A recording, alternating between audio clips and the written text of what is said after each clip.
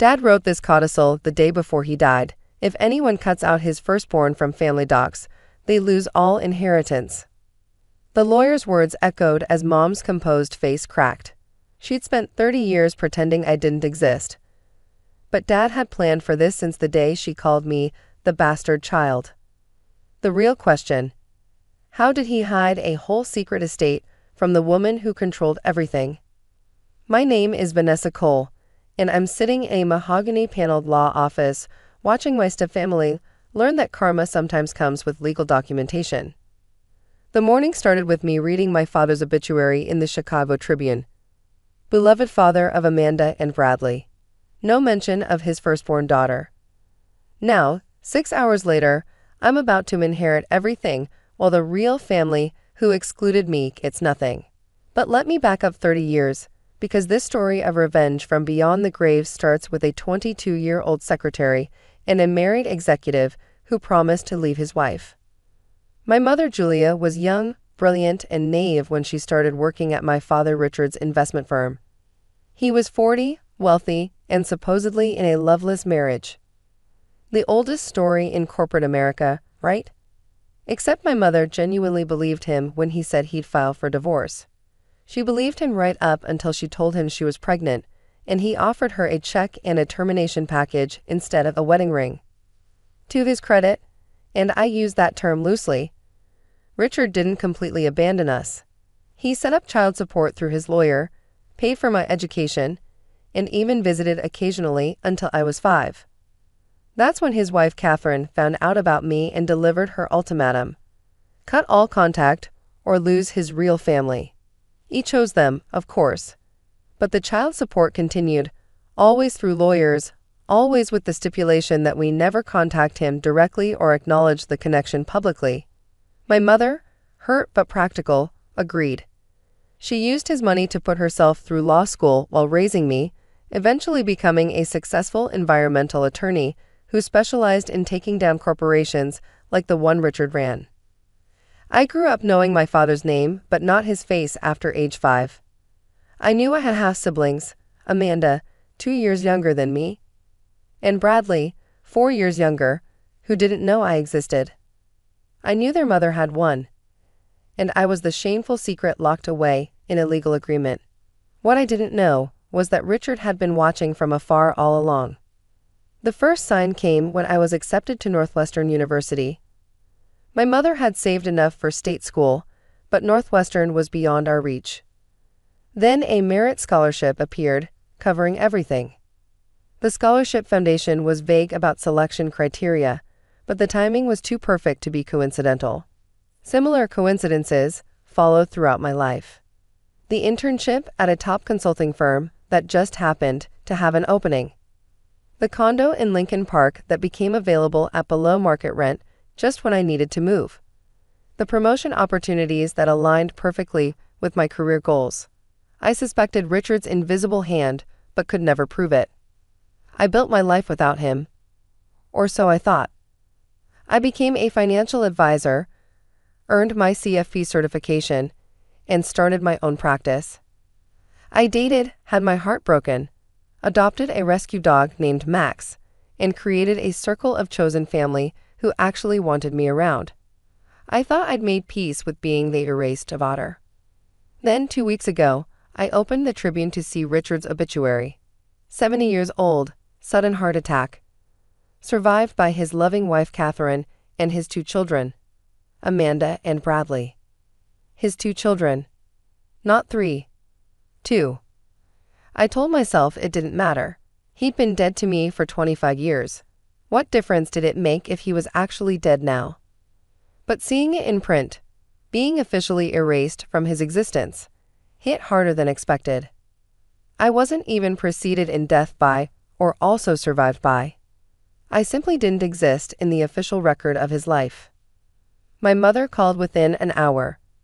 "Honey, I saw the obituary. How are you feeling?" Like I've been photoshopped out of existence, I admitted, which I guess I have been for decades. "Do you want to go to the funeral?" "God, no. Can you imagine?" "Hi. I'm the secret daughter you've pretended doesn't exist. Sorry for your loss." We laughed bitterly, and I thought that was the end of it.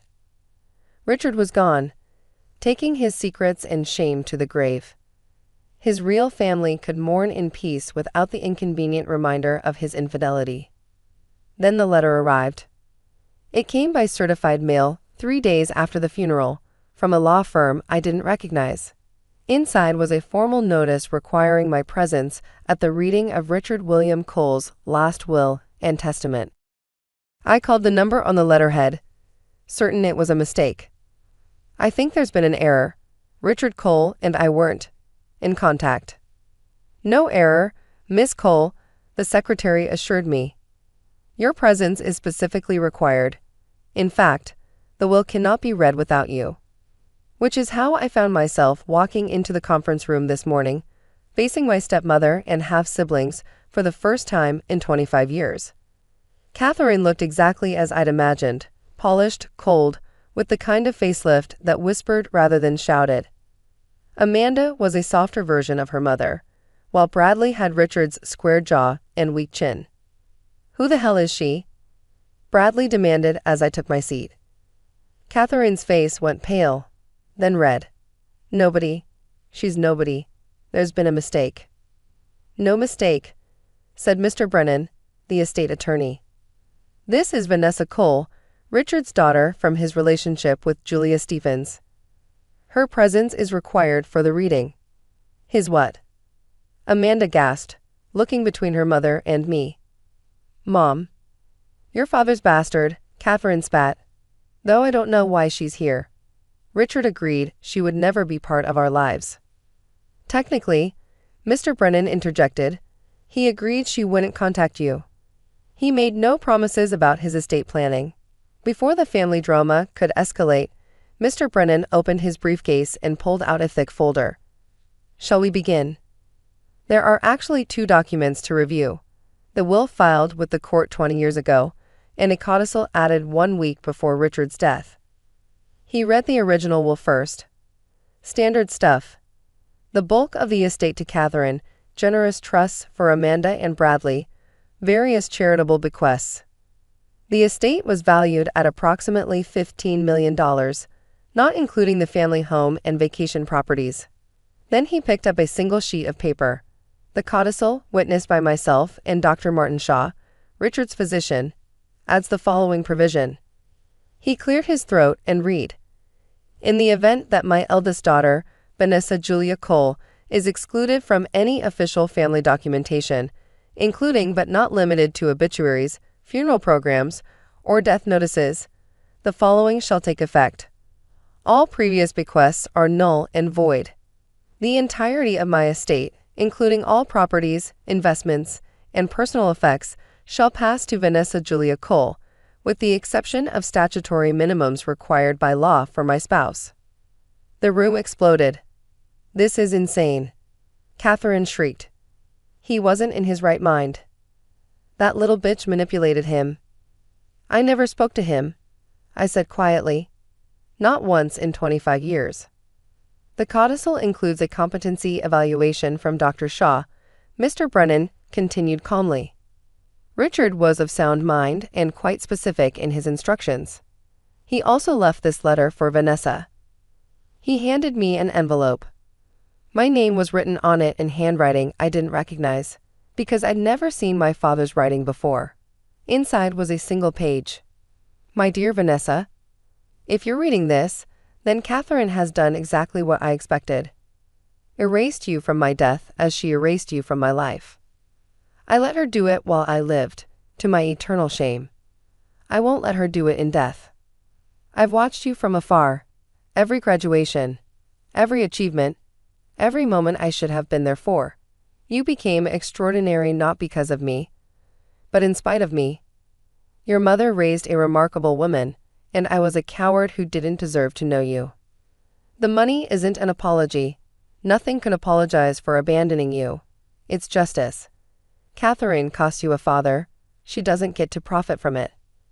Be happy, my daughter. You always were the best of me. Richard. I read it twice, tears I didn't expect blurring the words. When I looked up, Bradley was on his feet, rage distorting his features. This is bullshit. You can't steal our inheritance. I'm not stealing anything, I said. I didn't ask for this. Mr. Brennan. Catherine's voice was deadly calm now. We'll be contesting this. Richard was obviously coerced. By whom? Mr. Brennan asked mildly. Miss Cole hadn't spoken to him in decades. There's no evidence of contact, no money trail, nothing to suggest undue influence. However, there is this. He pulled out another document. Richard kept a file of every email you sent him, Mrs. Cole, insisting that Vanessa never be acknowledged. Every threat to divorce him if he contacted her. Every demand that she be excluded from family events, announcements, and documents. You created quite the paper trail demonstrating your intentional exclusion of his child. She's not his real child. Amanda protested. She's just what? I asked. The product of an affair. Still his daughter. Still excluded from his obituary at your mother's insistence. Mr. Brennan continued reading. The statutory minimum for Catherine was the house and $500,000. Everything else, the investments, the vacation homes, the business interests, the art collection, came to me. Roughly $14 million in assets, plus properties in Aspen and Martha's Vineyard. There's one more thing, Mr. Brennan said. Richard established a shadow trust 25 years ago, funded annually but never disclosed in family finances. It's been managed separately, growing substantially.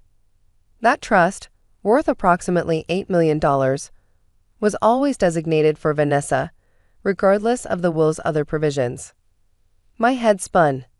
This man I hadn't spoken to since kindergarten had been planning for decades to make things right. Not by being a father, but by ensuring his real family couldn't erase me after his death. This won't stand, Catherine hissed. I'll spend every penny fighting this. With what funds? Mr. Brennan asked politely. Your personal assets are limited to the statutory inheritance. The family accounts are frozen pending estate distribution. The truth hit the three of them simultaneously. Catherine had never worked, living off Richard's wealth. Amanda was a freelance photographer funded by Daddy's money. Bradley worked for one of Richard's companies in a position created for him. Without the inheritance, they had nothing but the house and $500,000. Comfortable, but not the lifestyle they'd known. You did this. Catherine turned on me, her composure finally cracking completely. You've been planning this, waiting for him to die. I was planning to get Thai food tonight and watch Netflix with my dog, I said. I didn't even know he remembered I existed. We'll prove you manipulated him, Bradley threatened. We'll hire investigators, find evidence. Bradley, Amanda said quietly, staring at me. Look at her eyes. She has Dad's eyes. The room went silent. I did have Richard's eyes. The same unusual green with gold flecks. Amanda had them too. We looked at each other, two daughters who'd never been allowed to be sisters. I'm sorry, she whispered. I didn't know about you. Mom always said Dad had been married before, briefly, no children. I didn't know. Shut up, Amanda, Catherine snapped. No. Amanda's voice grew stronger. We excluded our sister from Dad's obituary, his child, my sister, and you made us do it. She is not your sister. She's nothing but a mistake. A mistake who just inherited everything. Bradley said bitterly. Great job, Mom. Your pettiness cost us $14 million. As they turned on each other, Mr. Brennan gestured for me to step outside. In the hallway, he handed me another envelope. Richard left instructions for me to give you this privately, he said. Inside were photographs. Dozens of them, all taken from a distance. My college graduation. My first day at my own firm. My 30th birthday dinner with friends. A life documented by a ghost of a father who couldn't be there but couldn't look away. The last photo was recent. Me at a coffee shop, laughing at something on my phone, Max beside me. On the back, in that same unfamiliar handwriting. You got your mother's smile. I'm glad. I stood in that hallway, holding evidence of a father's distant love and guilty conscience, while his real family imploded in the conference room behind me. The money was surreal, but the photos, knowing he'd been there, watching, caring from afar, that was what broke me. Mr. Brennan gave me a moment before speaking again. There's considerable paperwork to complete, but I should warn you, they will contest this. It could get ugly. Let them, I said, wiping my eyes. I've been erased for 30 years. What's a little more family drama? I went back into the conference room to find Catherine on the phone with her lawyer, Bradley sulking in a corner, and Amanda sitting alone, looking lost. When she saw me, she stood up. I know you don't owe us anything, she said quietly, but I'd like to know my sister, if you're willing. Catherine whirled around. Amanda, don't you dare. What are you going to do, Mom? Disown me too? Oh wait, I don't have an inheritance to lose anymore. I looked at Amanda, really looked at her. She had our father's eyes but our mother's kindness in them. Maybe something could be salvaged from this mess after all. Coffee sometime, I offered. You can meet my dog, but your mother and brother stay away. Deal, she said quickly. As I left the law office, $14 million richer and one sister closer to whole, I thought about Richard's letter. He called me the best of him, but he was wrong. The best of me came from my mother's strength, her refusal to let bitterness poison my life, her insistence that I build my own path. The money would help others now. My mother's environmental law clinic, scholarships for kids like I was, maybe even turning one of those vacation homes into a retreat for single mothers. Richard's wealth could finally do some good instead of maintaining Catherine's Botox and Bradley's entitlement. But first, I was going to buy the fanciest Thai food in Chicago and share it with Max while we watched Netflix. Because even instant millionaires need to keep some things normal. My phone buzzed. A text from an unknown number. This is Amanda. Thank you for giving me a chance. P.S. Mom fainted again when she realized she can't afford her country club dues. Bradley is Googling how to contest a will on his phone. I'm looking at apartments. I smiled, texting back. Thai food tonight. My treat. Literally everything is my treat now. For the first time in my life, being Richard Cole's daughter felt like a blessing instead of a burden. It just took him dying and leaving me everything for us both to finally acknowledge I existed. Karma, delivered by certified mail with a notarized signature. For 10 years, my life had a single purpose: the escape plan. It wasn't a glamorous plan. It was built on late nights, stocking shelves at a second job, on cheap instant noodles when my friends were out for dinner, on every single vacation day I cashed out instead of took. It was a plan that smelled like burnt coffee and exhaustion. All of it was for a number, $50,000. That was the number that would buy me a tiny house with a big garden. It wasn't about luxury. It was about silence. It was about soil under my fingernails and a door I could lock that no one else had a key to. My name is Tiffany Ross, and I'm 29 years old. For as long as I can remember, my life has been a series of obligations to my family. I was the responsible one, the one who was good with money, the one who always did the right thing. That reputation became a cage. The $50,000 was my key. The ambush happened, as it always did, over my mother's dry pot roast at the mandatory Sunday dinner. I was sitting at the same dining table I'd sat at my whole life, listening to my brother Grayson, who is 2 years younger than me, go on about his plans. He and his new wife, Thea, had bought a starter home a few towns over, a purchase my parents had helped them with substantially. I was genuinely happy for them, or at least I tried to be. The contractor said we could knock out the back wall and extend the kitchen right into the yard, Grayson said, gesturing with his fork. It would give us a proper dining space, especially with a baby on the way.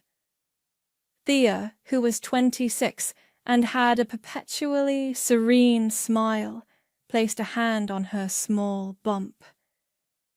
It would be a dream. We could host holidays then. My mother, Tamara, beamed. Oh, that would be wonderful. Your father and I aren't getting any younger. It's time for the next generation to take over. My dad, Gary, just grunted in agreement, sawing at his meat. At 55, he was a man of few words and even fewer compliments, at least for me. His pride was a finite resource, reserved entirely for his son. I nodded along, trying to look interested. That sounds like a big project. Expensive. Grayson smirked, a familiar entitled expression I'd seen 1,000 times. Well, that's where you come in, Tiff. I froze, my fork hovering over my plate. Me? What do you mean? My mother reached across the table and patted my hand. Honey, we know you've been saving. You've been so disciplined. We're so proud of you. The air in the room shifted. It felt thick, heavy. My dad put his knife and fork down, his gaze finally landing on me. It was the look he used when he was about to lay down the law. Grayson and Thea need a good start, he said, his voice flat and final. A man needs to provide for his family, and his family needs to support him. You've got that nest egg you've been sitting on. 50,000, your mother said. My blood ran cold. How did they know the exact amount? I'd never told them. I'd been so careful. I looked at my mother, whose smile was starting to look brittle. She must have seen a bank statement, maybe one that was accidentally mailed to their house, my old address. The account was an old one they'd helped me open when I was a teenager. That's my house deposit, I stammered, my voice barely a whisper. I've been saving for 10 years for a house. Grayson laughed, not a mean laugh, but a dismissive one, like I'd just told a silly joke. A house? Tiff, you're single. What do you need a whole house for? We're a family. We're building a future. This is for your nephew or niece. Thea chimed in, her voice soft and syrupy. We'd be so grateful, Tiffany. It would mean the world to us. I looked from face to face, my brother's casual entitlement, my sister-in-law's passive-aggressive sweetness, my father's unmovable decree, and my mother's pleading eyes begging me to fold, to be the good daughter she'd raised. They had discussed this. They had planned this ambush. They saw my decade of sacrifice not as my future, but as their resource. I couldn't find the words to refuse. Not yet. The shock was too great. I just shook my head, pushing my chair back from the table. I have to go. No one tried to stop me. As I walked to the door, my mother followed. She grabbed my hand, her grip surprisingly strong. I turned to look at her, and she gave me an eerie, tight-lipped smile. You'll do the right thing, she said, her voice low and certain. Like always. The drive home from my parents' house was a blur of streetlights and rising fury. My mother's words, "You'll do the right thing," echoed in my ears, not as a plea but as a command. They hadn't asked. They had informed me of my new financial obligation. For 10 years, I had been the good daughter, the reliable sister, the family ATM who never asked for anything in return. That night, something inside me finally snapped. I got home to my small apartment, the one I paid for with my own salary, and sat in the dark. My hands were shaking. After an hour of staring at the wall, I picked up my phone. I couldn't face a phone call, not yet. I opened a group chat with my parents and Grayson. My thumbs hovered over the keyboard before I typed a simple, clear message.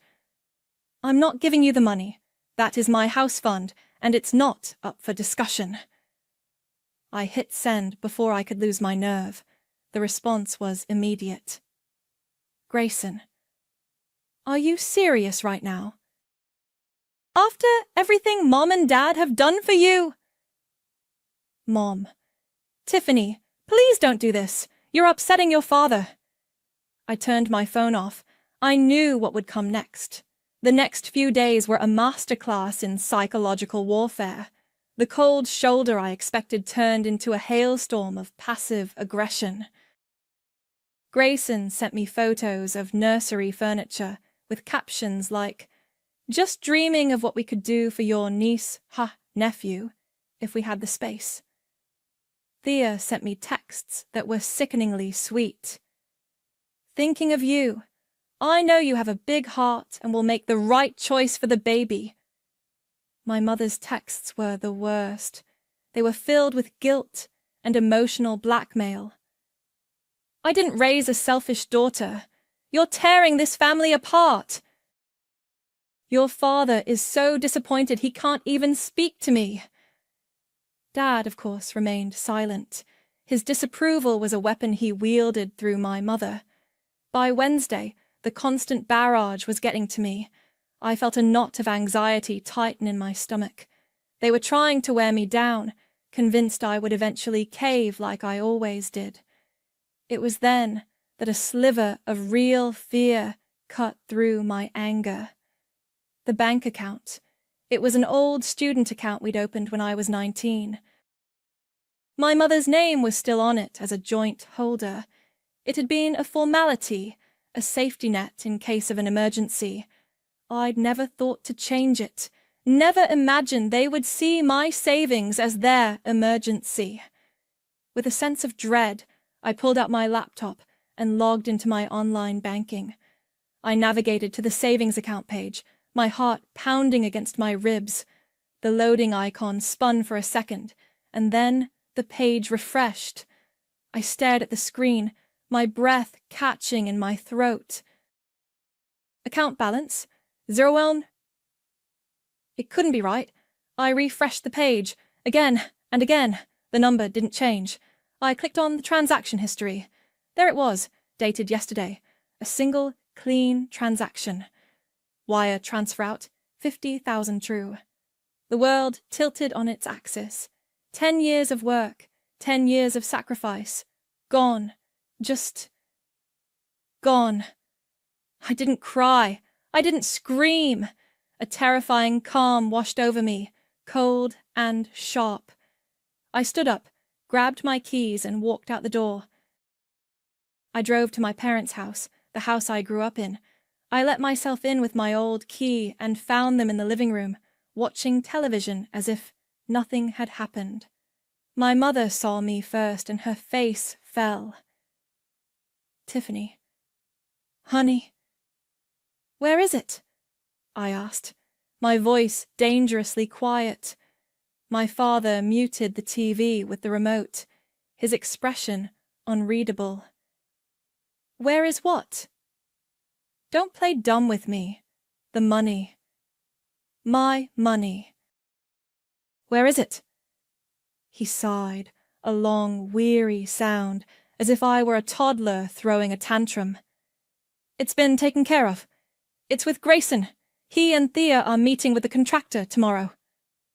I stared at him, unable to process the sheer audacity. "You stole from me." "We didn't steal anything," he said, his voice rising. "We provided for the family. We reallocated a family resource. One day you'll grow up and see it was for the greater good." My mother wrung her hands. "We knew you'd never agree, but it was the only way. It's for your brother." "That account had my name on it," I whispered, the words feeling like ash in my mouth. My father scoffed. "Your name was only ever decorative, Tiffany, a formality. It was always family money." They had done it. They had looked at my life's work and decided it belonged to them. They had stolen my future and felt righteous about it. The last thread of hope, the last vestige of the daughter I used to be, finally severed.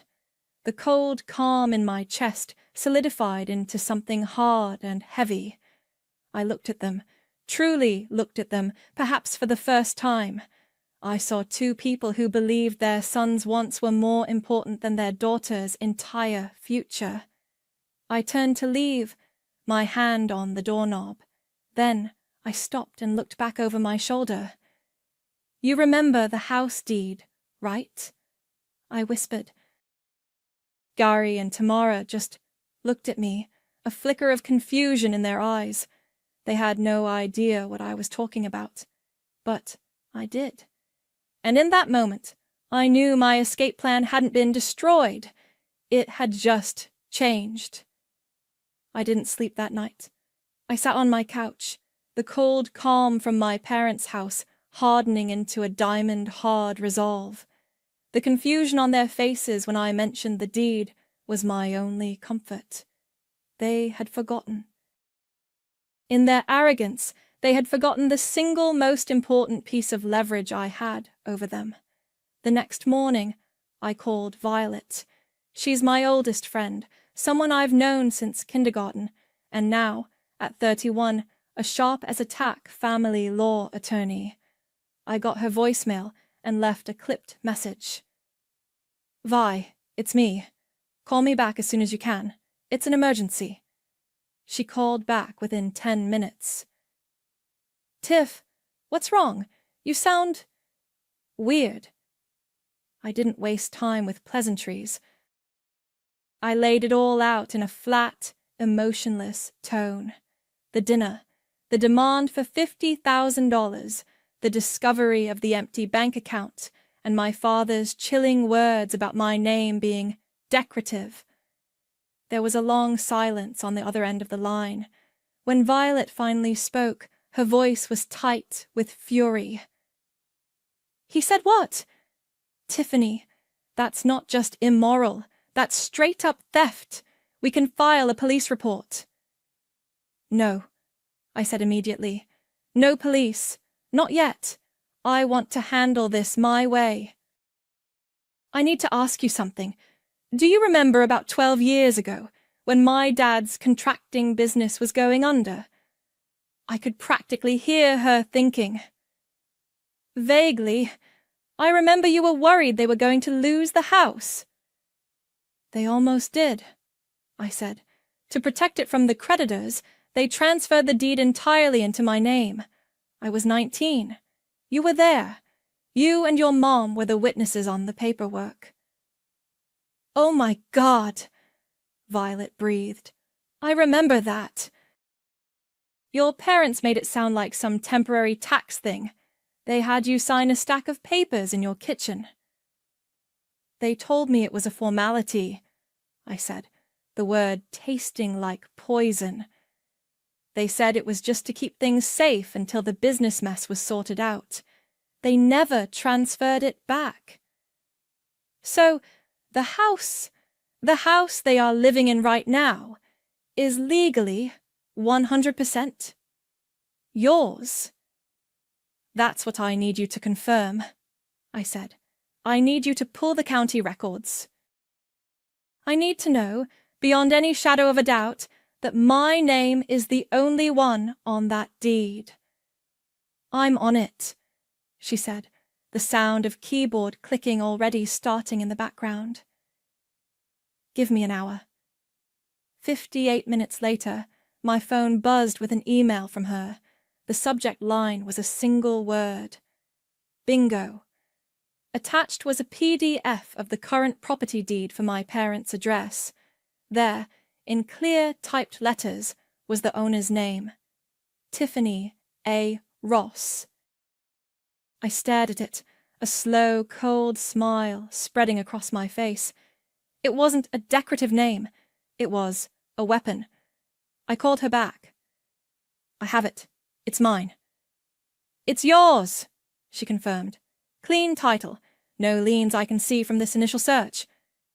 Tiff, what are you going to do? I'm going to get my money back, I said. Or collateral. Violet hesitated.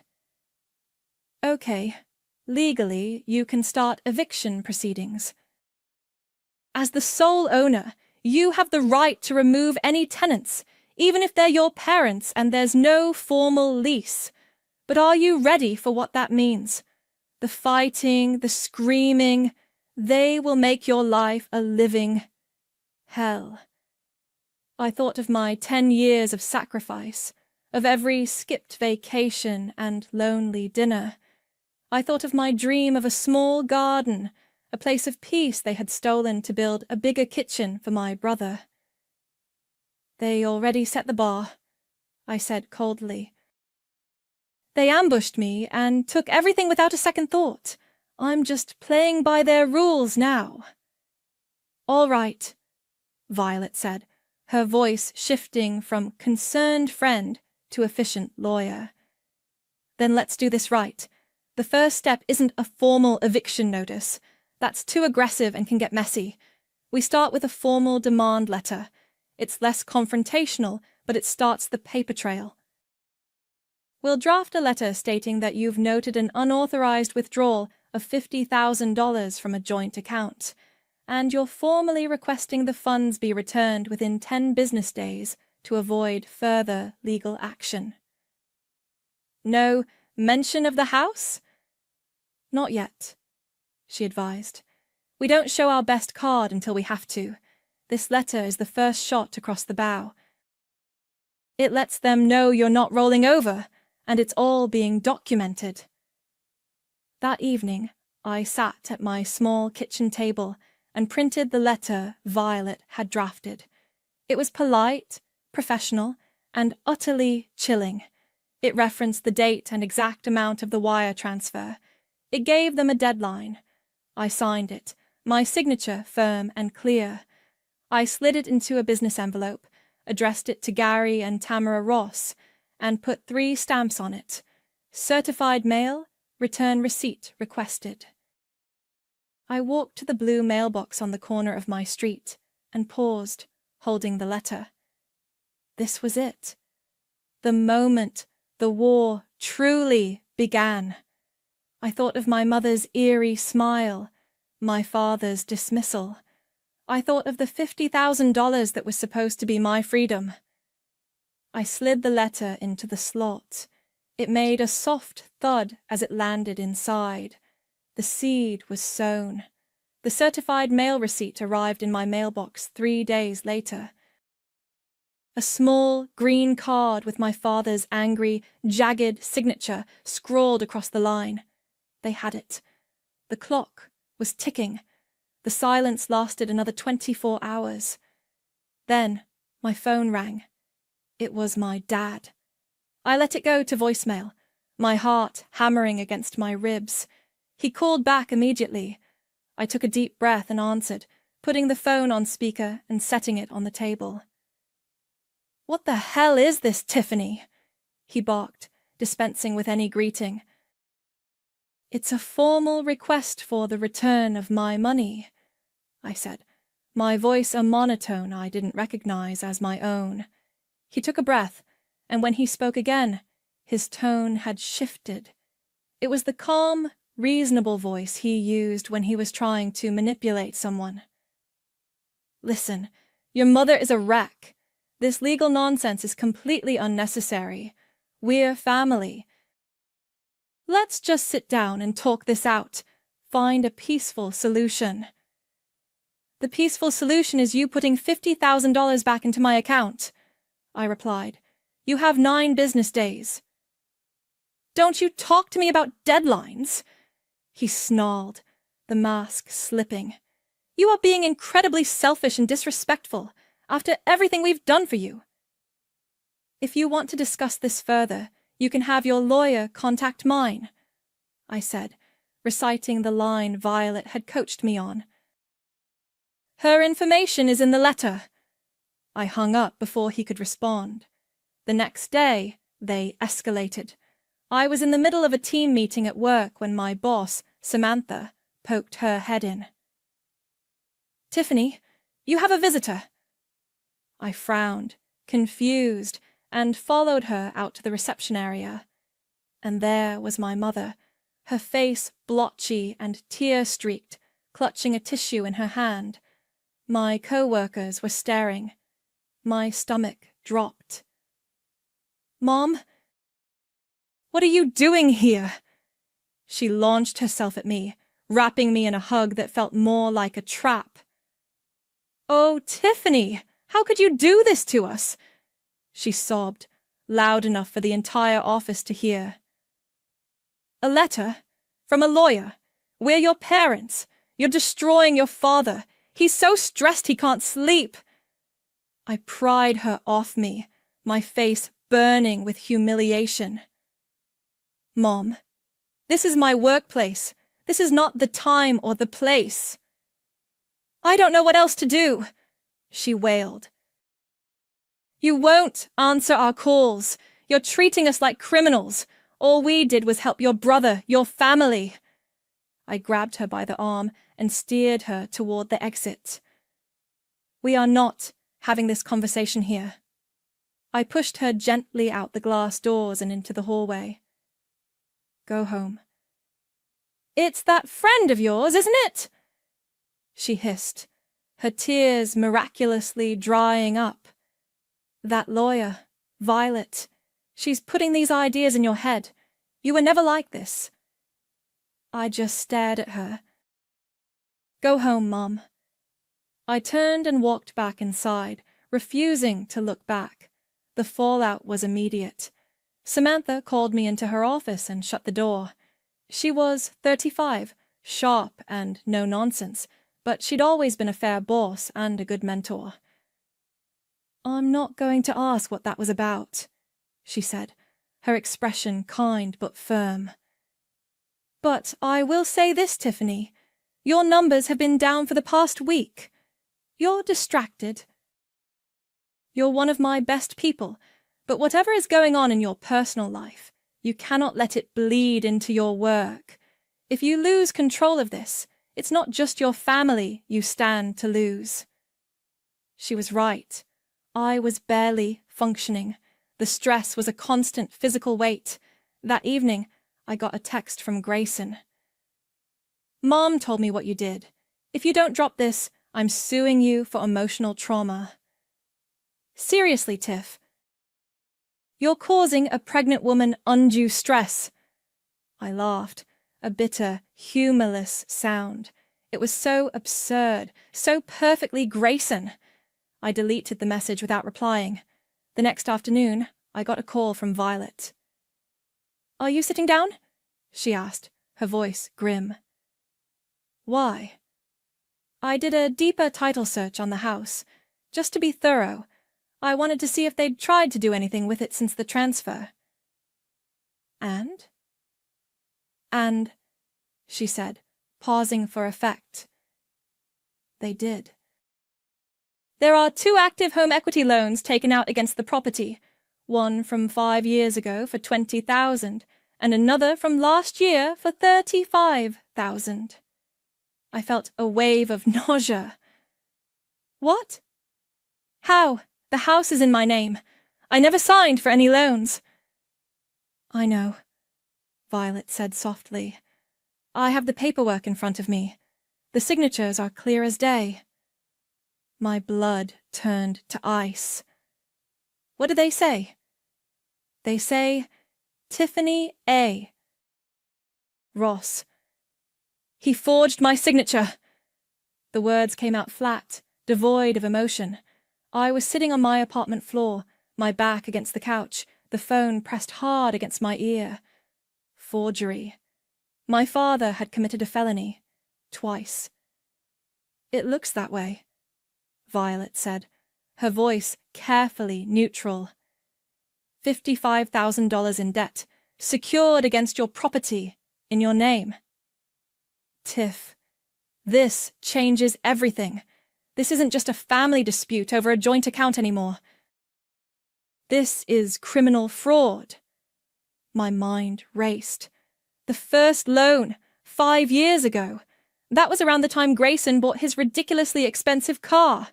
The second, just last year. That would have been for his wedding to Thea. My father hadn't just stolen my savings.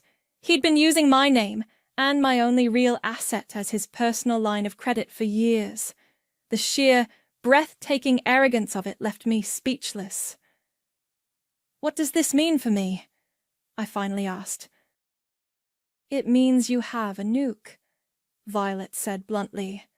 "Before, we were talking about a civil eviction, messy, emotional, drawn out. Now, we have leverage that can put him in prison. We can go to the district attorney.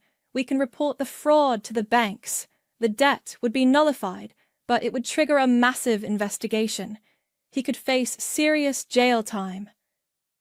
Jail. The word hung in the air between us. My father, Gary Ross, in a prison cell. The thought didn't bring me any satisfaction. It just felt heavy. "I don't want him in jail," I said, surprising myself.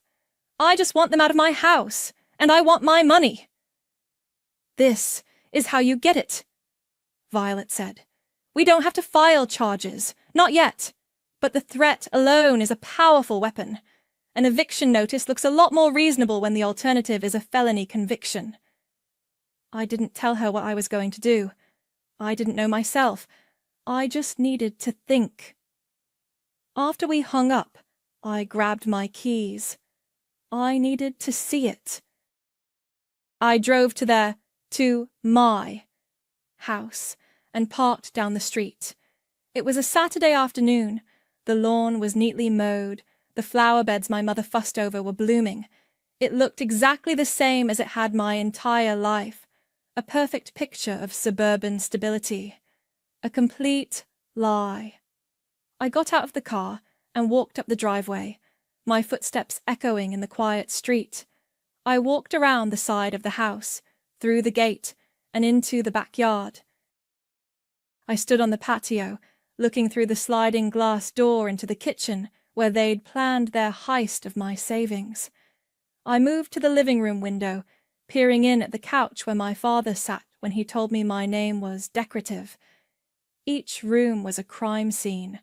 I imagined it all empty, the oversized furniture gone, the family photos stripped from the walls, the oppressive weight of their expectations cleared out with the clutter.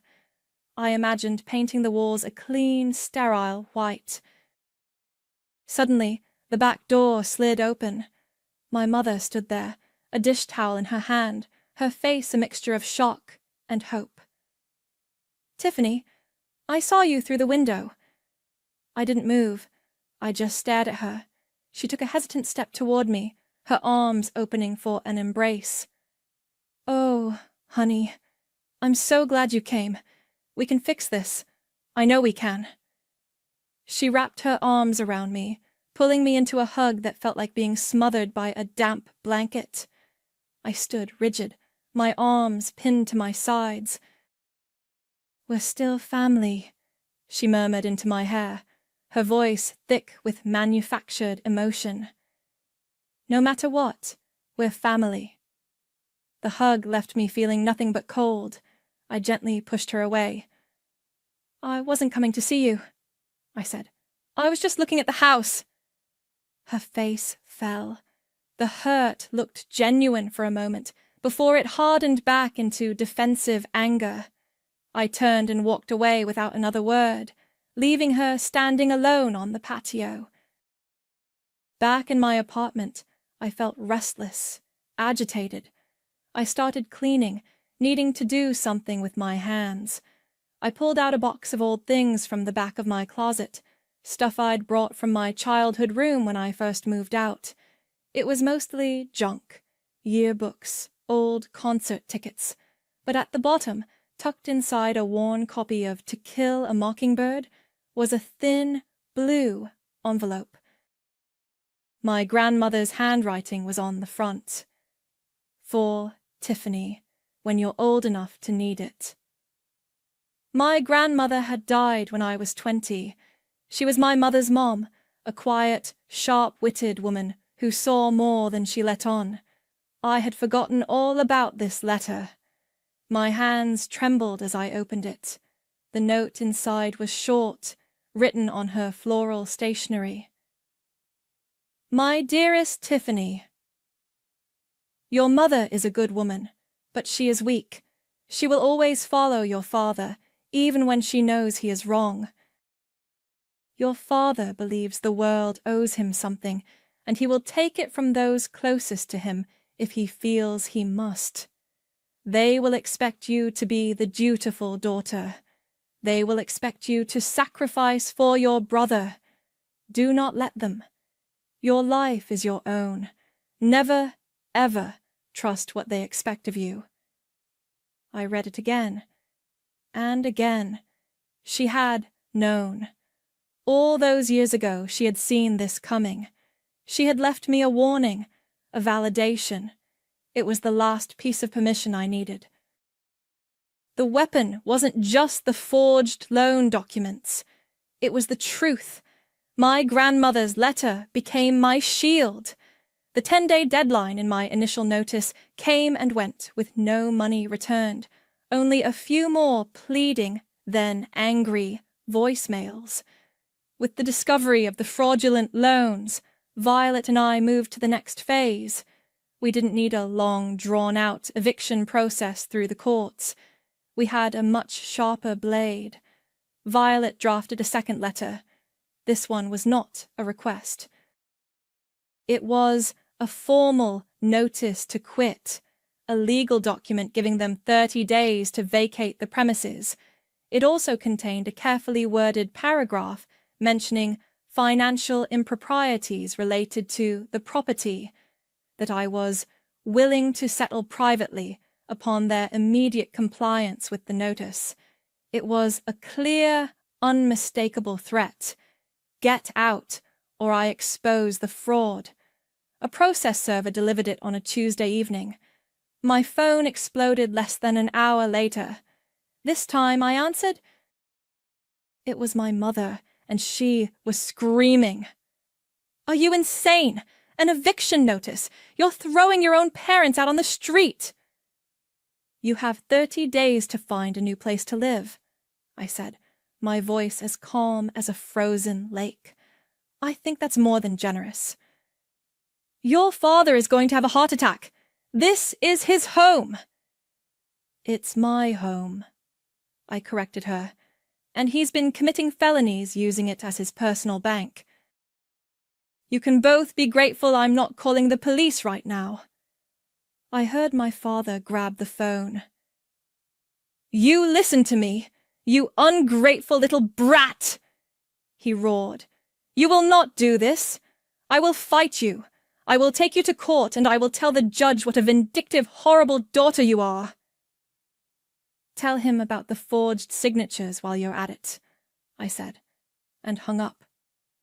The next day, Grayson showed up at my apartment. He didn't knock, just pounded on the door with his fist. I opened it a few inches. What do you want, Grayson?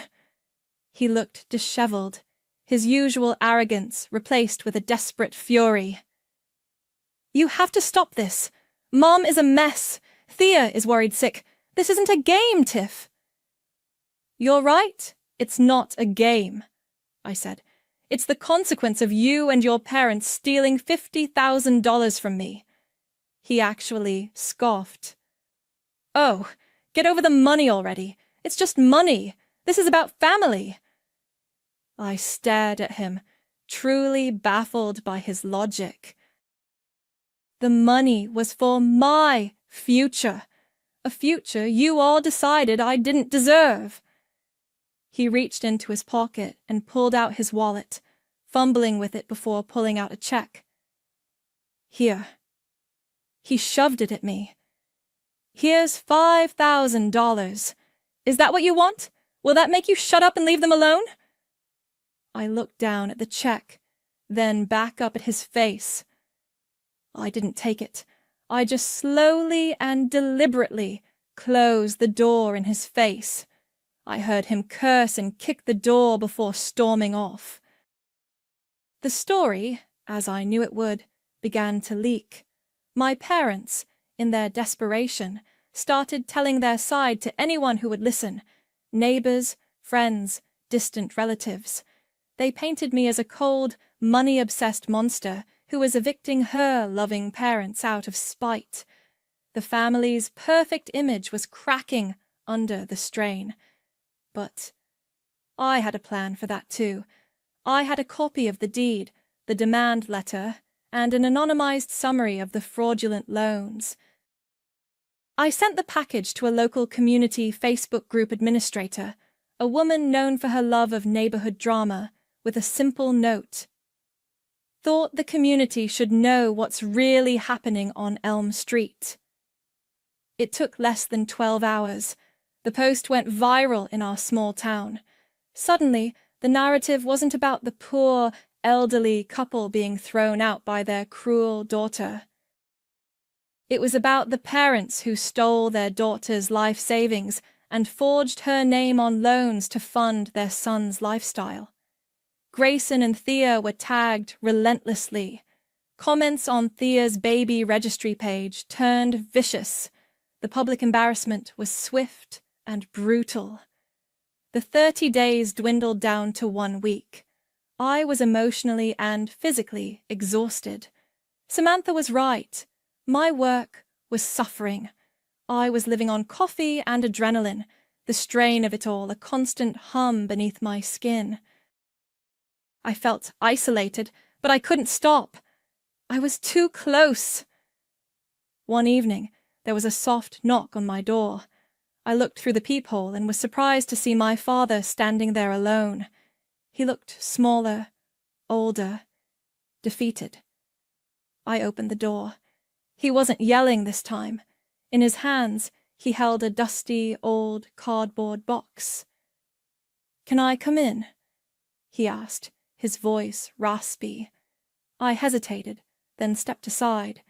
He walked into my small living room and set the box on my coffee table. He opened the flaps. It was filled with old photo albums and loose pictures. My first day of school, a family vacation to the Grand Canyon. Me, age 10, beaming with a blue ribbon from the science fair. "I was wrong," he said, not looking at me. He picked up a photo of me as a toddler on his shoulders. "We were wrong. We pushed you too hard. We took you for granted." I stood by the door, my arms crossed, saying nothing. "Don't do this, Tiffany," he pleaded, his voice finally breaking. "Don't throw us out." "We'll pay you back. I'll get a second job. We'll work out a payment plan. We can make a deal. Please, don't destroy your family over this." I looked at the photos, at the smiling faces of a family that never really existed. It was all a performance. And I was done playing my part. I looked from the dusty box of curated memories to my father's desperate face. The performance was good, I had to admit. The broken voice, the nostalgic props. It was a compelling final act. But it was still an act, a deal, a negotiation, not an apology. "A payment plan?" I asked, my voice devoid of any warmth. "You want me to trust you with a payment plan after you forged my signature on $55,000 of loans, after you drained my savings account in a single transaction?" He flinched, the mention of the forgery hitting its mark. "It was a mistake, Tiffany. A terrible mistake." "No," I said, walking over to the coffee table and closing the flaps on the box. "A mistake is forgetting to pick up milk from the store. What you did was a calculated series of crimes against your own daughter. You didn't think it was a mistake when you were spending the money. You only think it's a mistake now that you've been caught." I pushed the box back towards him. "The deal is this. You are out of my house by noon on the 30th.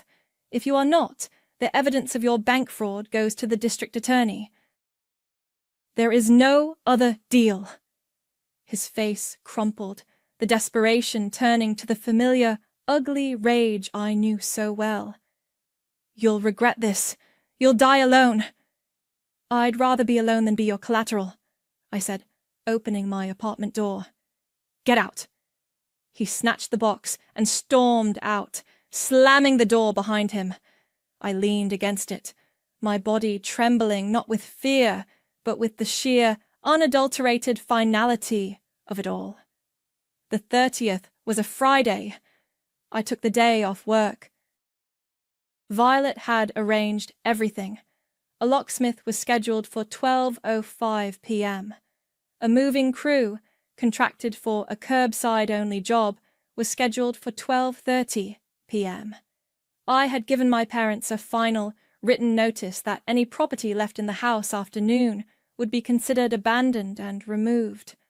I knew they wouldn't believe me. They were probably out shopping for groceries, assuming I would blink at the last second. I sat in my car down the street, just as I had before, and watched. At 11:45 a.m., their car pulled out of the driveway and headed down the street. My mother was in the passenger seat. Perfect. At 12:05, the locksmith's van pulled up. He was efficient, drilling out the old locks and installing new, heavy-duty deadbolts on the front and back doors in under 20 minutes. He handed me a small box with 4 new keys. They felt heavy in my palm, like medals. At 12:30, the moving truck arrived. The crew was professional and quick. I unlocked the front door and gave them their instructions. "Everything goes. Put it on the curb." They worked in a silent, methodical rhythm. First the living room furniture, the couch my father sat on, the recliner he watched TV from. Then the dining set where they had ambushed me, box after box of kitchen supplies, clothes, knickknacks. The house began to echo, its contents piling up on the front lawn like a shipwreck. At 1:15, my parents' car turned onto the street. It slowed, then stopped abruptly in the middle of the road. I saw my mother's hand fly to her mouth. My father threw the car into park and leaped out, his face purple with rage. He ran toward the house, toward me, as I stood on the porch. "What have you done?" he screamed, his voice cracking. "I'm moving you out," I said simply. He tried to push past me to get to the front door, but I stood in his way. He grabbed my shoulders, shaking me. "You can't do this. This is my house." "No, it's not," I said, meeting his furious gaze without flinching. Suddenly, he gasped. His face went pale, a slick sheen of sweat appearing on his forehead. He clutched his chest, his legs buckling beneath him. He stumbled backward off the porch steps and collapsed onto the lawn, right next to a box of my mother's precious garden gnomes. My mother's shriek cut through the air. "Gary! Oh my God, Gary! Call 911! Everything stopped. The movers froze, a lamp halfway out the door. The neighbors who had been peeking through their blinds were now openly staring. For a single, breathless moment, I hesitated. My hand was in my pocket, my fingers wrapped around my phone. I saw him lying there, gasping for air, and a part of me, the daughter I used to be, screamed to help him. But another, colder part, the part he had created, held me still. I watched him struggle. I watched my mother fall to her knees beside him, sobbing his name. After a beat that stretched for an eternity, I pulled out my phone. I dialed the numbers. But before I called for an ambulance, I took a picture of the scene. The furniture on the lawn, my mother crying, my father clutching his chest. Evidence. Then, and only then, did I call 911. As the sirens wailed in the distance, my mother looked up at me, her face a mask of pure hatred. "You've destroyed this family," she screamed, her voice raw with grief and fury.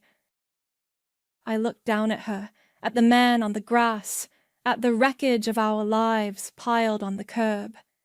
"You did that," I replied softly, "the day you chose him over me." The paramedics arrived in a flurry of controlled chaos. My father's medical scare turned out to be a severe panic attack. Not a heart attack, though he was taken to the hospital for observation. My mother went with him, leaving me alone on the lawn with the movers and the remnants of their life. I paid the crew, locked up my empty house, and drove away without looking back. The following weeks were a blur of logistics. Violet handled the sale of the house. With the market being what it was, it sold quickly. After paying off the fraudulent loans my father had taken out, a bitter pill to swallow, but a necessary one to cut ties cleanly, and covering all the legal and realtor fees, I was left with a substantial sum. It was more than the 50,000 they had stolen, but it felt like blood money. I didn't want a big house anymore. The dream had been about solitude and safety, not square footage. I found a tiny renovated cottage for rent an hour away, in a town where no one knew my name. It was small and unassuming, but it had a patch of overgrown land out back that was perfect, a blank slate. My garden. I spent the first few weeks in a state of numb exhaustion. The adrenaline that had fueled me for the past month was gone, leaving a hollow ache in its place. I heard through the grapevine that my parents were staying with Grayson and Thea, crammed into their small starter home, the one without the new extension. I felt nothing hearing this. No pity, no satisfaction, just a vast, quiet emptiness. One afternoon, a letter arrived. The return address was Grayson and Thea's. I almost threw it away, but my curiosity got the better of me. The handwriting was Thea's. I braced myself for another round of guilt or threats, but the words inside were not what I expected. Tiffany.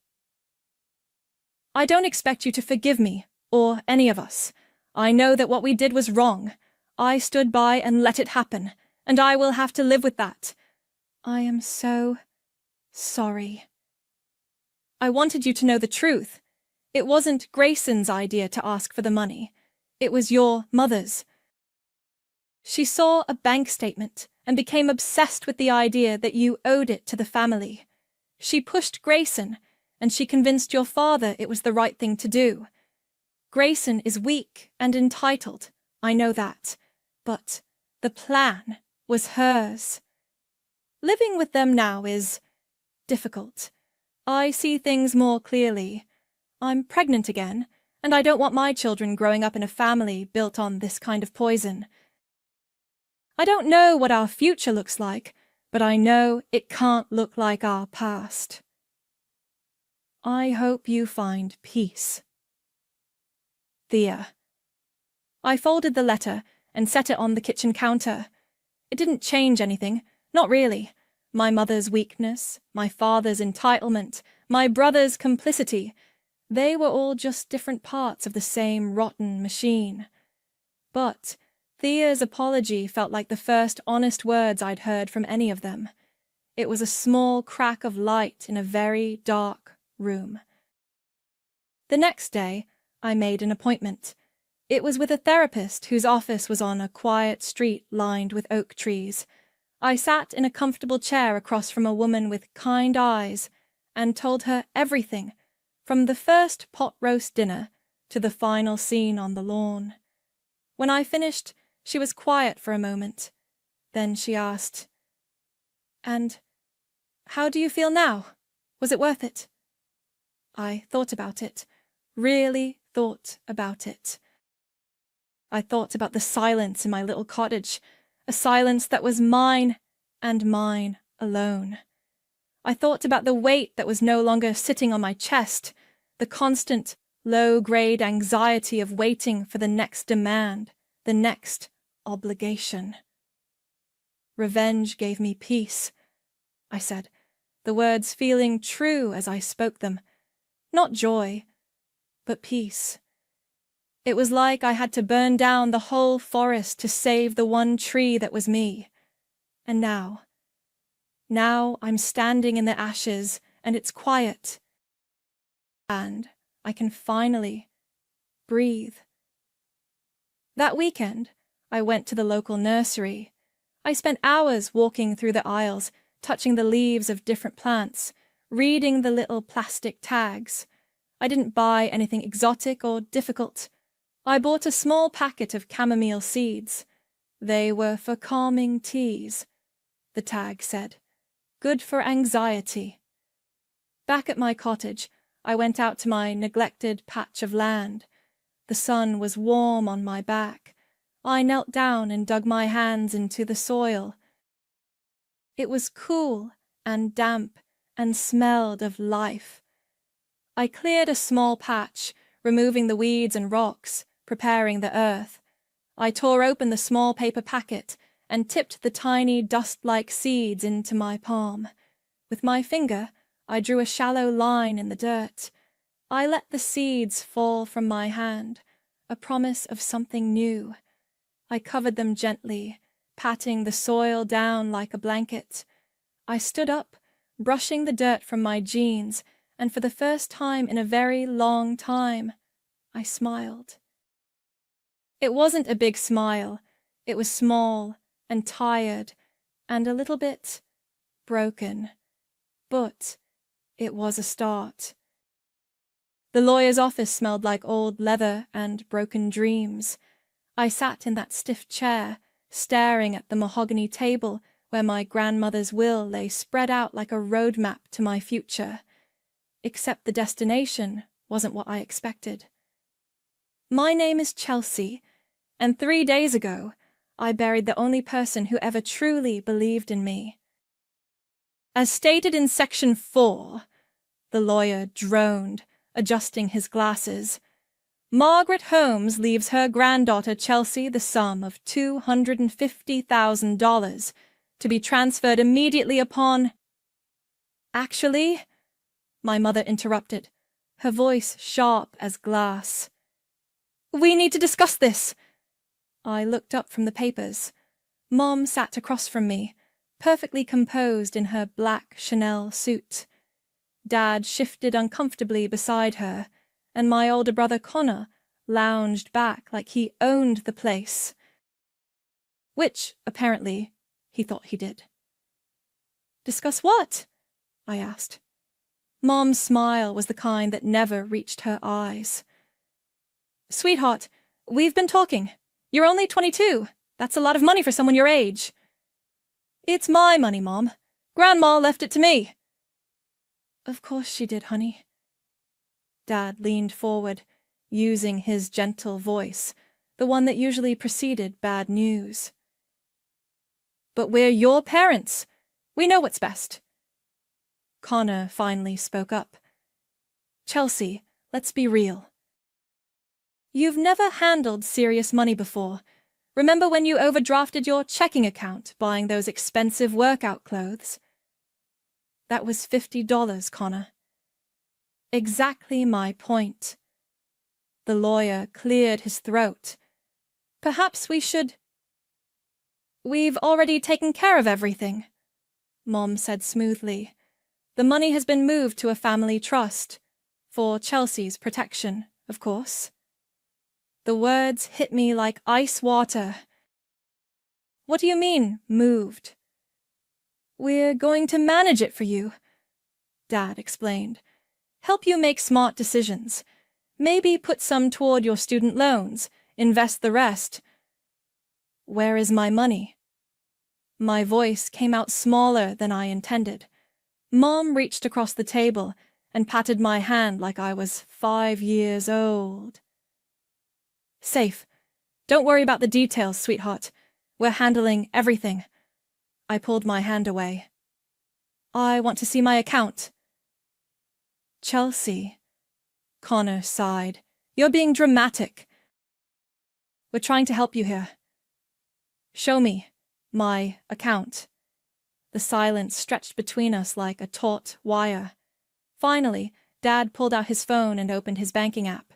He turned the screen toward me. Joint account. His name and mine. Balance 0. Where did it go? I whispered. Connor's startup needed some capital, Mom said matter-of-factly, and we had some expenses. The house needed repairs, and your father's retirement fund took a hit last year. You spent my inheritance? We invested it in the family, Dad corrected. Connor's business is going to pay off big. You'll see. I looked at my brother. He wouldn't meet my eyes. How much is left? Another silence. Chelsea, you're not understanding, Mom started. How much is left? Connor finally looked up. We can pay you back when the business takes off. It's just temporary. All of it? You spent all of it? We did what we thought was best, Mom said, her voice turning cold. You should be thanking us. Do you know how many young people blow through inheritances? We saved you from yourself. I stared at them. My parents. My brother. The people who were supposed to protect me, not rob me blind. I need some air, I managed. Chelsea, don't be like this, Dad called as I stood up. We can discuss payment plans. I walked out. Just walked right out of that office, past the secretary, past the elevator, down 3 flights of stairs and into the parking lot where I finally stopped moving. My hands shook as I pulled out my phone and opened my banking app. My personal checking account, the one they didn't have access to, showed my last paycheck from the coffee shop where I worked part-time. $87, 22 years old, no family trust, no inheritance, no safety net. Just $87 and the taste of betrayal in my mouth. I sat in my beat-up Honda and stared at that number until it blurred. They'd taken everything Grandma left me and called it protection. They'd stolen my future and wrapped it up in condescending smiles and family loyalty. But as I sat there, something else started growing alongside the hurt. Something harder. Something that tasted like determination. They wanted me to start over? Fine. I'd start over, but I'd do it without them. 3 weeks later, I was living in Ariel's closet. Literally. It's not that bad, Ariel said, helping me hang my clothes on the makeshift rod she'd installed. Think of it as a cozy studio. I looked around the space that used to hold her winter coats. My air mattress took up most of the floor. You're charging me $200 a month to sleep in your closet. Hey, it's $200 a month including utilities and Wi-Fi. That's a steal in this city. She was right, and we both knew it. Ariel had been my lab partner in college, brilliant with computers, terrible with people. When I'd called her crying 3 weeks ago, she'd offered me her closet without hesitation. Your parents still texting you? She asked. I showed her my phone. 17 missed calls from Mom, 12 from Dad, 3 voicemails I hadn't listened to. Block them. I can't. What if there's an emergency? Chelsea, they stole your money. That was the emergency. I sank onto my air mattress. I keep thinking maybe I'm overreacting. Maybe they really were trying to help. Stop. Ariel sat cross-legged on her actual bed. You want to know what I think? I think you're scared to be angry because anger means you have to do something about it. Before I could respond, her roommate Jamie knocked on the doorframe. Food's here. And Chelsea, you look like you haven't eaten in days. Jamie was everything I wasn't. Confident, stylish, the kind of person who could walk into any room and belong there. She'd been surprisingly cool about me crashing in their closet, even though we barely knew each other. We ate Thai takeout on the living room floor because their dining table was covered in Jamie's photography equipment. So, what's the plan? Jamie asked, twirling pad thai around her fork. Get a real job. Find my own place. Pretend my family doesn't exist. Boring, Jamie said. What did you study in college? Exercise science. I was going to be a personal trainer, but what? But that was before, when I had money to get certified, to rent studio space, to actually start a business. Oriel looked up from her laptop. You don't need studio space. Look at this. She turned the screen toward us. This girl makes 6 figures teaching yoga on Instagram. This guy built a whole fitness empire from his garage. That's different. They probably had money to start with. Or, Jamie said, pointing her fork at me, they had something you have. What's that? Nothing left to lose. That night, I couldn't sleep. The closet felt smaller than usual, and my mind kept spinning. I pulled out my phone and scrolled through fitness influencers until 2 a.m. Oriel was right. Half of them started with nothing but a phone camera and determination. At 3 a.m., I gave up on sleep and went to the building's tiny gym. It was empty, just me and the flickering fluorescent lights. I started with basic exercises, filming myself with my phone propped against a water bottle. Hey, I'm Chelsea, I said to the camera, feeling ridiculous. I'm starting over, like completely over, and I figured maybe some of you are too. I posted it before I could chicken out. 0 followers, 0 likes. But it was something. The next morning, Jamie found me editing the video on Ariel's laptop. Not bad, she said, watching over my shoulder. But the lighting is terrible, and you need better angles. I can't afford. I didn't say you needed to buy anything. I said you needed better angles. She grabbed her camera. Come on, we're going to the park. 2 hours later, I had content for a week. Jamie had an eye for making everything look professional, even when we were using playground equipment as props. Why are you helping me? I asked as we walked home. Because I know what it's like when people underestimate you, she said. My parents wanted me to be a lawyer, said photography wasn't a real career. She gestured to her expensive camera. Guess who's paying rent with fake work now?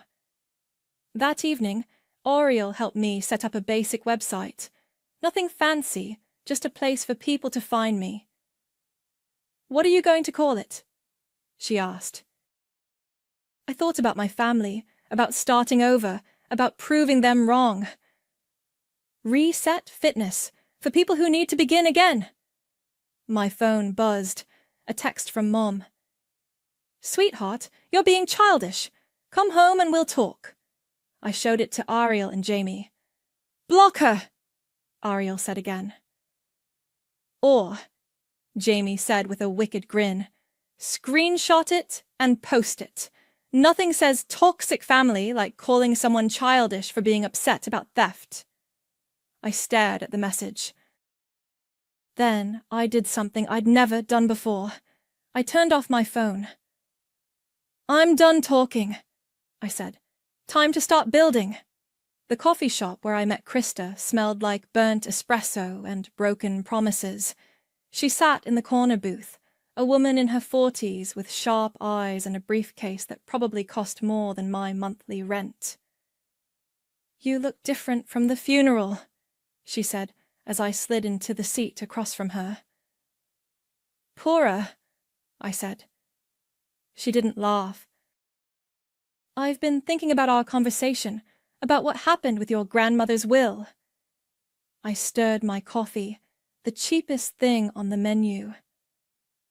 What's to think about? They took it. It's gone. Actually, that's not entirely true. Krista opened her briefcase and pulled out a thick folder. I pulled the original will.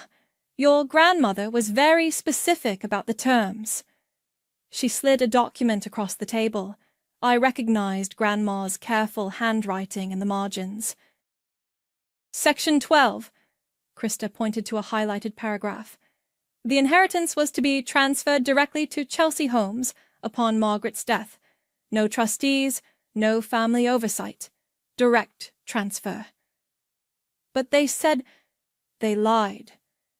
Krista's voice was flat. Your parents had no legal right to touch that money. What they did was theft, plain and simple. The coffee cup shook in my hands. So I can get it back? Legally, yes. Practically? Krista leaned back. That's complicated. We'd need to prove they took it, trace where it went, and then sue your own family for recovery. It would take years and cost a fortune in legal fees. Money I don't have. Exactly. I stared at the will until the words blurred together. So, they win. Not necessarily. Krista closed the folder. Sometimes the best revenge isn't legal action. Sometimes it's success. 2 days later, Ariel found me crying over my laptop in the closet. What happened? She asked, squeezing in beside me. I got my first client inquiry. Someone wants to pay me $50 for a workout plan. That's good news, right? I don't know what I'm doing, Ariel. What if I mess up? What if I'm not good enough? Hey. She grabbed my shoulders. You know more about fitness than anyone I know. You've been working out since high school. You helped half our dorm get in shape for spring break, remember? That was different. That was friends.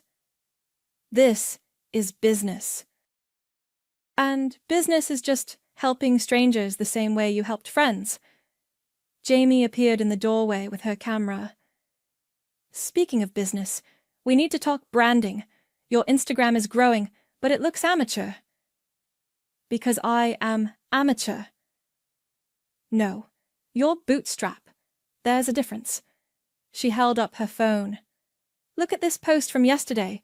200 likes, 30 comments. People are connecting with your story. I looked at the screen.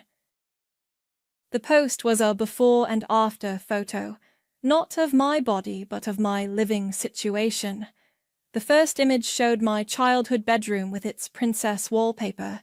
The second showed my closet setup with the caption, "Sometimes starting over means starting smaller, but starting is what matters." The comments are insane, Jamie continued, scrolling down. Look at this one. Thank you for being real about struggling. Most fitness accounts are just rich people with perfect lives. And this one, I'm starting over too after my divorce. You're inspiring me to get back in the gym. People relate to struggle, Ariel added. You're not selling them perfection. You're selling them hope. That weekend, we turned their living room into a makeshift studio. Jamie rigged professional-looking lighting with desk lamps and white sheets. Ariel set up her laptop to live-stream my first official workout class. Remember, Jamie said, adjusting the camera angle, you're not performing for them. You're working out with them. 7 people joined the live stream. 7 strangers who paid $10 each to sweat with me in a cramped apartment.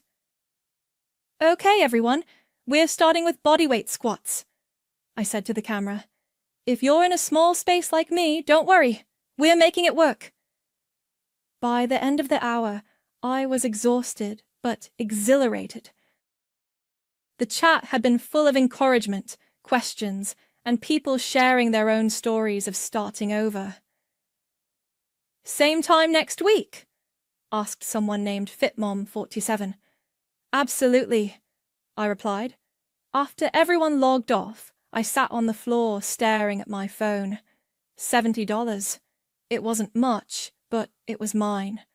Earned honestly, helping people who wanted to be helped. "How do you feel?" Ariel asked. "Like maybe I can actually do this?" My phone buzzed with a notification. Someone had tagged me in a post. "Just finished All Reset Fitness's live stream, and I'm dying, but in the best way. Finally found someone who gets that starting over is hard, but possible. Signing up for her program next week." Jamie grinned. "Looks like you're booked." "One client at a time," I said, but I was smiling too. That night, I updated my bio. "Helping you rebuild from the ground up." Because sometimes the best foundations are the ones you build yourself. My phone showed 3 missed calls from Dad. I deleted the notifications without listening. I had work to do. 18 months later, I stood in my own studio apartment, staring at the bank notification on my phone. $23,000 in 1 month. "Holy shit!" I whispered to my empty living room. My phone rang. Ariel. "Did you see the numbers?" she asked, without saying hello.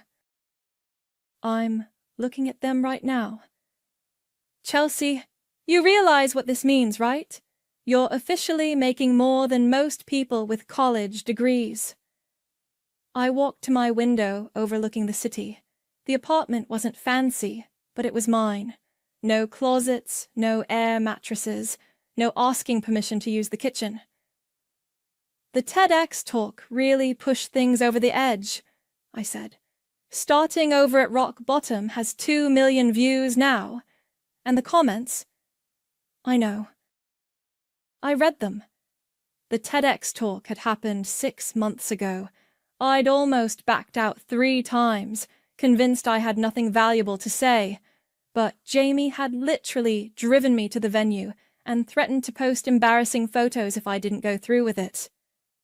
"Your mom texted me yesterday," Ariel said quietly. I stopped pacing. "What?" "She found my number somehow. Asked if I knew how to reach you." "What did you tell her?" "That you're busy building an empire." My doorbell rang. "I have to go." Client consultation.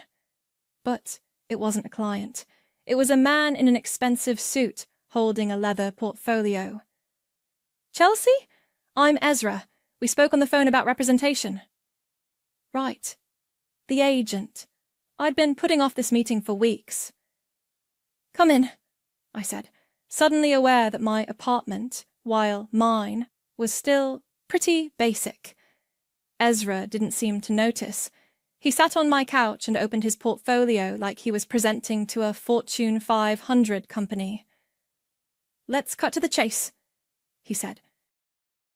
"You're leaving money on the table. A lot of money." "I'm doing fine." "You're doing $23,000 a month with basically no marketing budget and 0 brand partnerships. Imagine what you could do with proper representation." He slid a contract across my coffee table. "I have 3 companies ready to offer you deals: athletic wear, supplements, meal prep services. We're talking 6 figures minimum." I picked up the contract. The numbers made my head spin. "What's the catch?" "No catch. You've built something real. People trust you because you're authentic. That's worth more than any manufactured influencer campaign." "I need to think about it." "Of course, but Chelsea?" He stood up, straightening his jacket. "Don't think too long. Success has an expiration date if you don't capitalize on it." After he left, I called Jamie. "He's right, you know," she said. "You've been turning down opportunities because You're scared of selling out. I'm not scared. You are. You think if you make too much money, you'll become like them. She didn't need to specify who them was. Maybe I will. Chelsea, your family stole from you because they thought they deserved what wasn't theirs. You're earning this. There's a difference. That evening, I was editing content when my phone buzzed with an email notification. The subject line made my stomach drop. From your father. I stared at it for 10 minutes before opening it. Chelsea, I know you're angry, but this has gone on long enough. Your mother is worried sick. Connor's business failed, and we're in a difficult position financially. We need to talk. Family is family. Please call me. Dad. I screenshot the email and sent it to Jamie and Ariel. Jamie responded immediately. The audacity is breathtaking. Ariel called. Are you okay? I'm fine. It's just weird, you know? They ignored me for 18 months, and now that I'm successful, suddenly they want to talk. What are you going to do?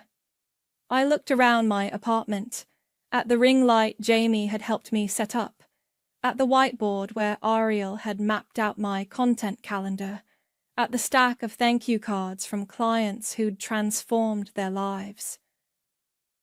Nothing, I said. I'm going to do absolutely nothing. But that wasn't entirely true. I forwarded the email to Krista with a note. Is there a statute of limitations on theft? Her response came within an hour. Not in this case. Why? I didn't answer. Not yet. The next morning I signed Ezra's contract. Within a week I had my first major brand partnership, a 6-month deal with an athletic wear company that would pay more than my parents had stolen. How does it feel? Jamie asked as we celebrated with takeout in my apartment. Like the beginning, I said. My phone showed another missed call from Dad. I let it go to voicemail. I had bigger things to focus on now, like proving that starting over wasn't just possible. It was profitable. The call came on a Tuesday morning while I was reviewing contracts for my new supplement line. Unknown number, but I recognized the area code. Home. Chelsea? Dad's voice sounded older, strained. Thank God you answered. What do you want? We need to talk. In person. We have nothing to talk about. Please. The word cracked. It's about Connor. And the house. I set down my coffee. What about the house? We're losing it. The business failed completely. We owe more than we can pay, and the bank. He took a shaky breath. We need help, Chelsea. Family help. Family help. I repeated the words slowly. Like the family help you gave me when you stole my inheritance? We didn't steal anything. We made an investment that didn't work out. An investment in Connor's boat and Mom's shopping sprees. Silence. How much? I asked. How much what? How much do you owe? That's complicated. Try me. Another pause. Between the house, Connor's debts, and the credit cards, about 400,000. I almost laughed. 400,000. You blew through my 250,000 and then some.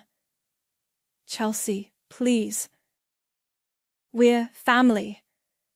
Family doesn't steal from each other, Dad. I hung up.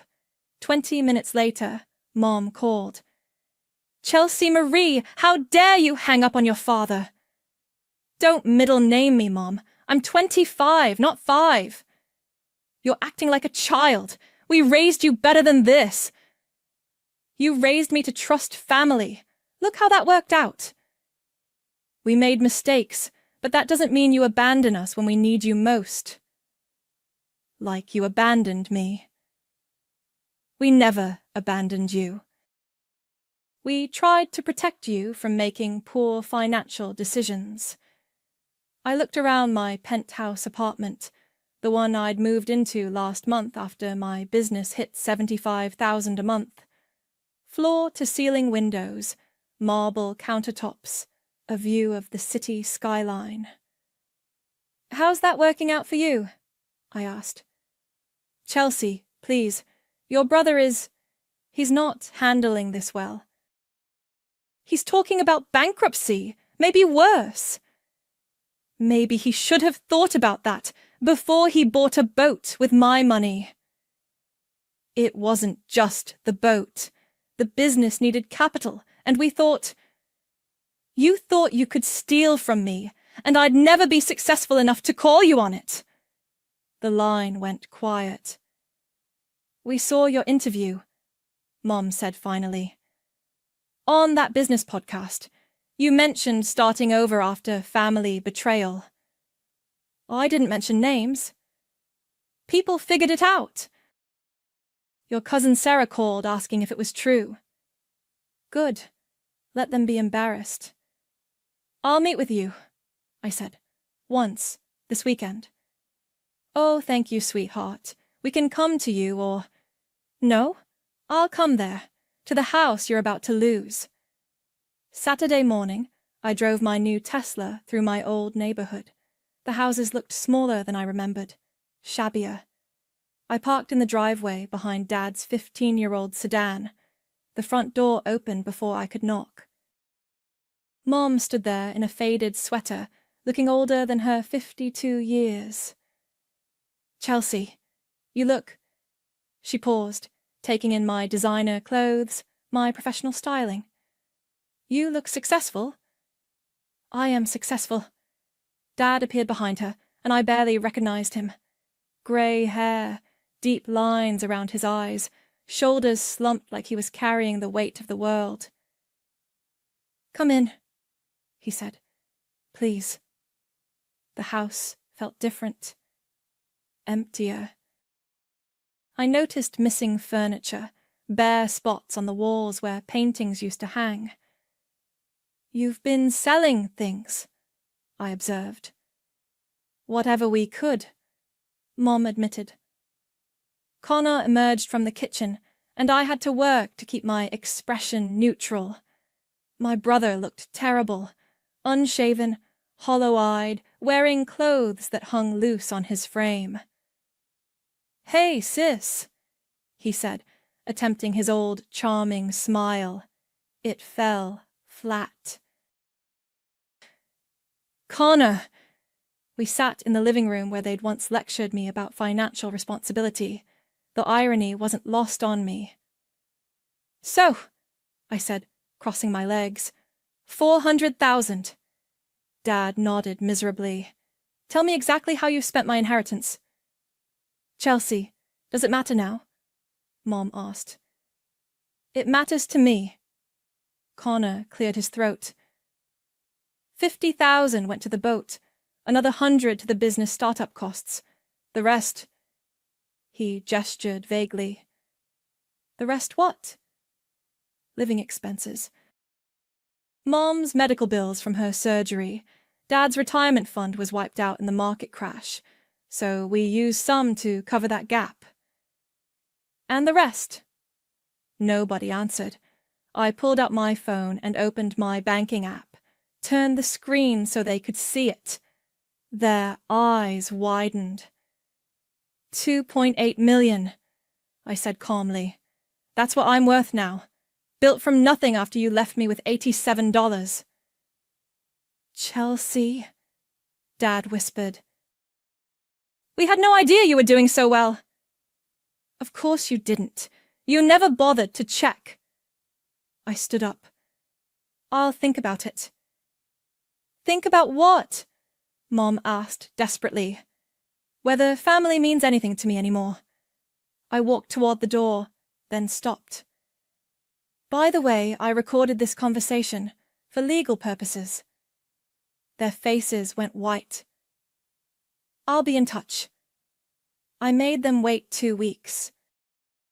2 weeks of ignored calls, unanswered texts, and voicemails I deleted without listening to. 2 weeks while I had Krista prepare documents and Ezra negotiate my biggest brand deal yet, a 7-figure partnership that would make me financially untouchable. When I finally called Dad back, I kept it simple. "Saturday, 2 o'clock. Same place." "Chelsea, thank you. We've been—" I hung up. This time I brought back up. Not Ariel and Jamie. They'd wanted to come, but this was something I needed to do alone. Instead, I brought something better, a manila envelope, and the kind of calm that comes from holding all the cards. I knocked on the front door instead of walking in. When Mom opened it, she looked like she'd aged another year in 2 weeks. "Chelsea, come in, please." The living room was exactly as I'd left it, except now there was tea service set up on the coffee table. Mom's good china, the set she only used for important guests. "I made your favorite cookies," she said, gesturing to a plate of chocolate chip cookies that looked store-bought. "I don't eat refined sugar anymore." Dad and Connor were already seated. Dad looked nervous. Connor looked defiant, like he was gearing up for a fight. I sat in the same chair I'd occupied 2 weeks ago and placed the envelope on the table between us. "So," I said, "let's talk about family." "Chelsea, we know you're angry," Dad started. "Do you remember this table?" I interrupted, running my hand along the wood surface. "This is where you told me I wasn't financially responsible enough to handle my own inheritance. Right here, in these exact seats." "We were trying to protect you," Mom said. "From what? From paying off my student loans? From starting a business? From having a safety net while I figured out my life?" "From making mistakes," Connor said. "Like I did." I looked at him. "Your mistakes cost me everything I had. Your mistakes left me sleeping in a closet and eating ramen for months." "We didn't know it would turn out like that." "You didn't care how it turned out. You saw money that wasn't yours and you took it." "It was family money," Mom insisted. "Grandma would have wanted us to help each other." "Grandma left it to me, not to us." "To me, specifically." I pulled out my phone and opened my voice recorder app. "This conversation is being recorded, by the way." Their faces went pale. "Chelsea, that's not necessary," Dad said. "Neither was stealing from me, but here we are." I leaned back in my chair. "Let me tell you what I've learned about family in the past 3 years. Real family doesn't steal from you and call it protection. Real family doesn't ignore you for 18 months and then come crawling back when they need money." "We're sorry," Mom said, tears starting to form. "We made mistakes, but we're still your family." "Are you? Because family is supposed to support each other. Family is supposed to celebrate each other's success." I gestured around the room. "When's the last time any of you asked how I was doing? When's the last time you congratulated me on building a business? On speaking at conferences? On helping thousands of people transform their lives?" Silence. "You want to know what real family looks like?" Ariel let me sleep in her closet for months and never asked for anything in return. Jamie spent her own money helping me create content. They celebrated every small victory with me. They were there when I cried, when I doubted myself, when I wanted to give up.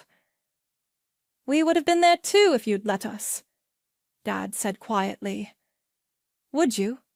Or would you have just tried to manage my success the same way you managed my inheritance?" Connor finally spoke up. Look, we get it. We screwed up. But we're family, Chelsea. Blood is thicker than water.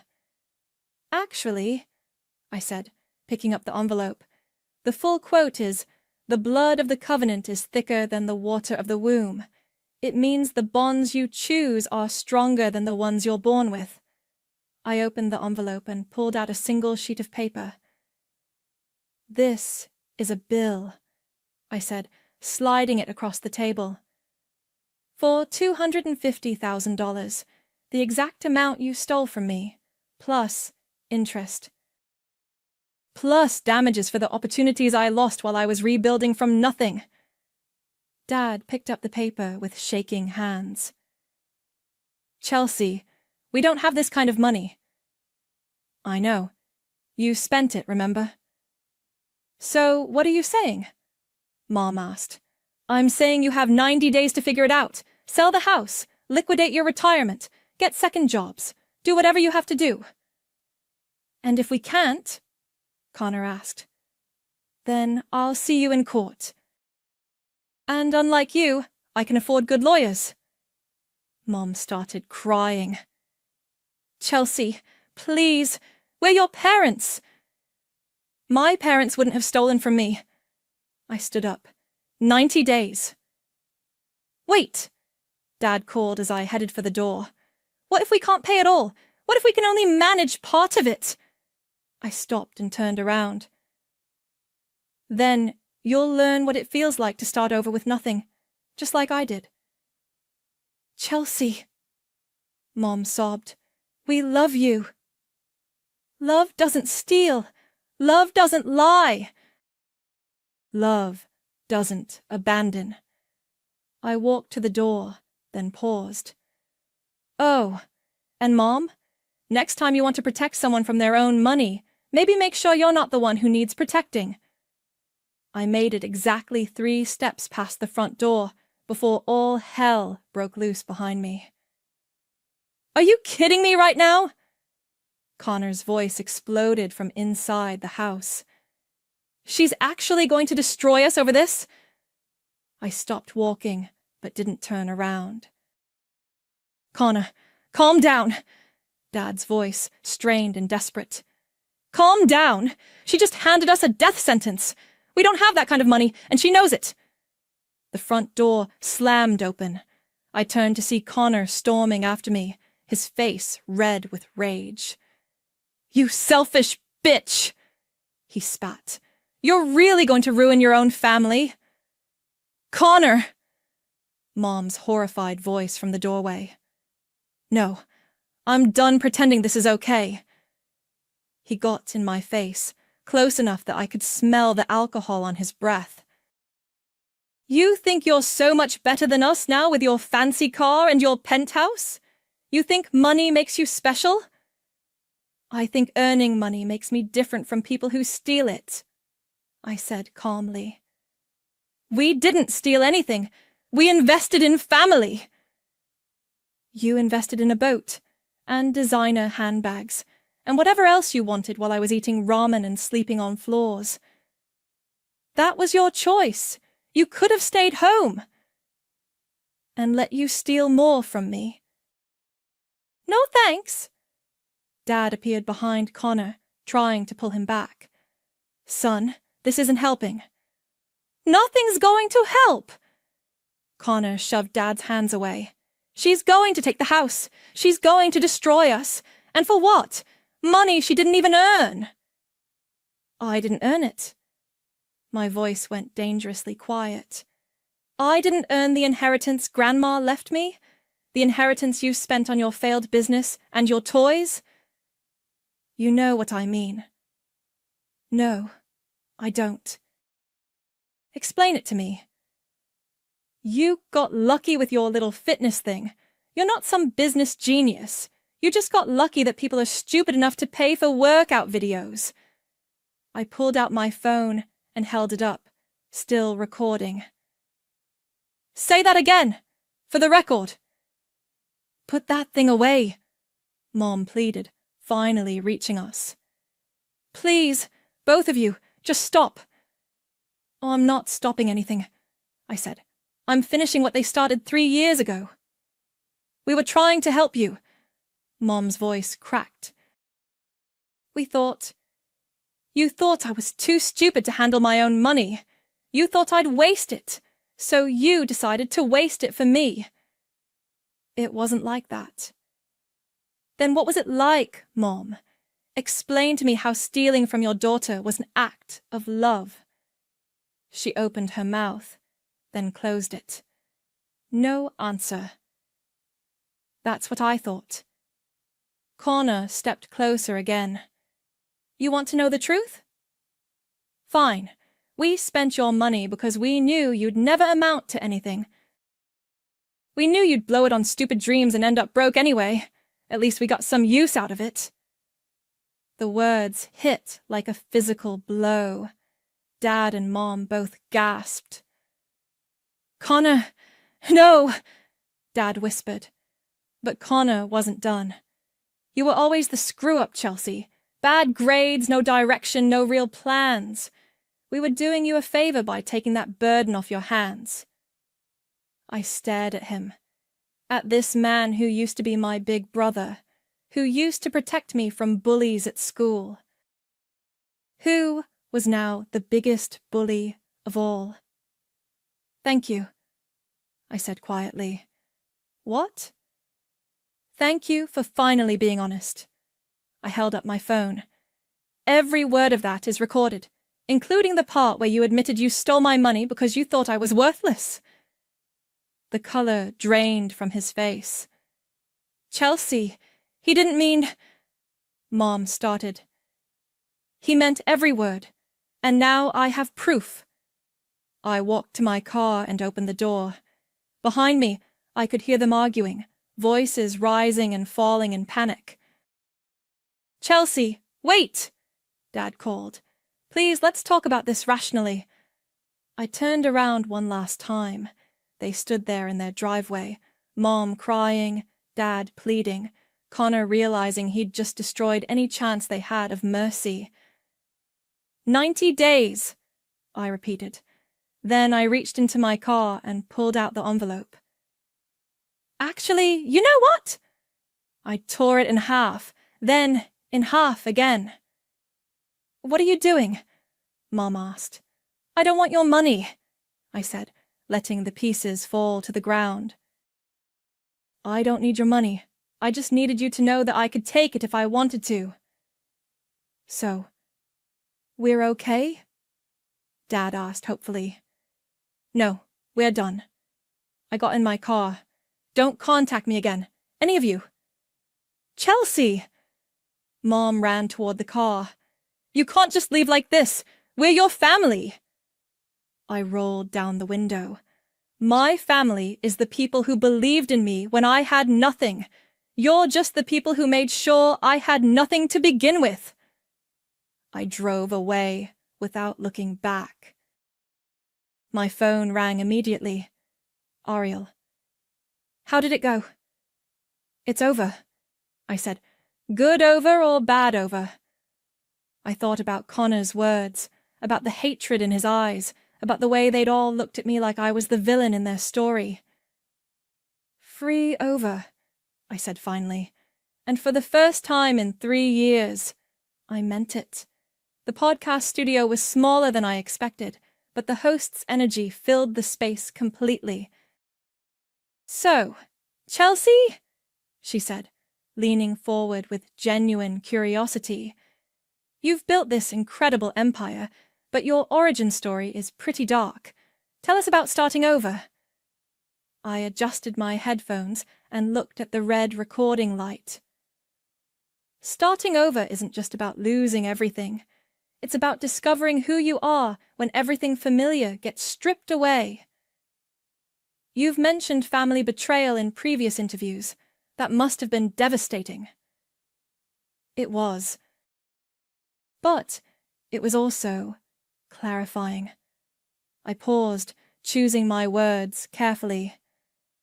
Sometimes the people who hurt you the most do you the biggest favor.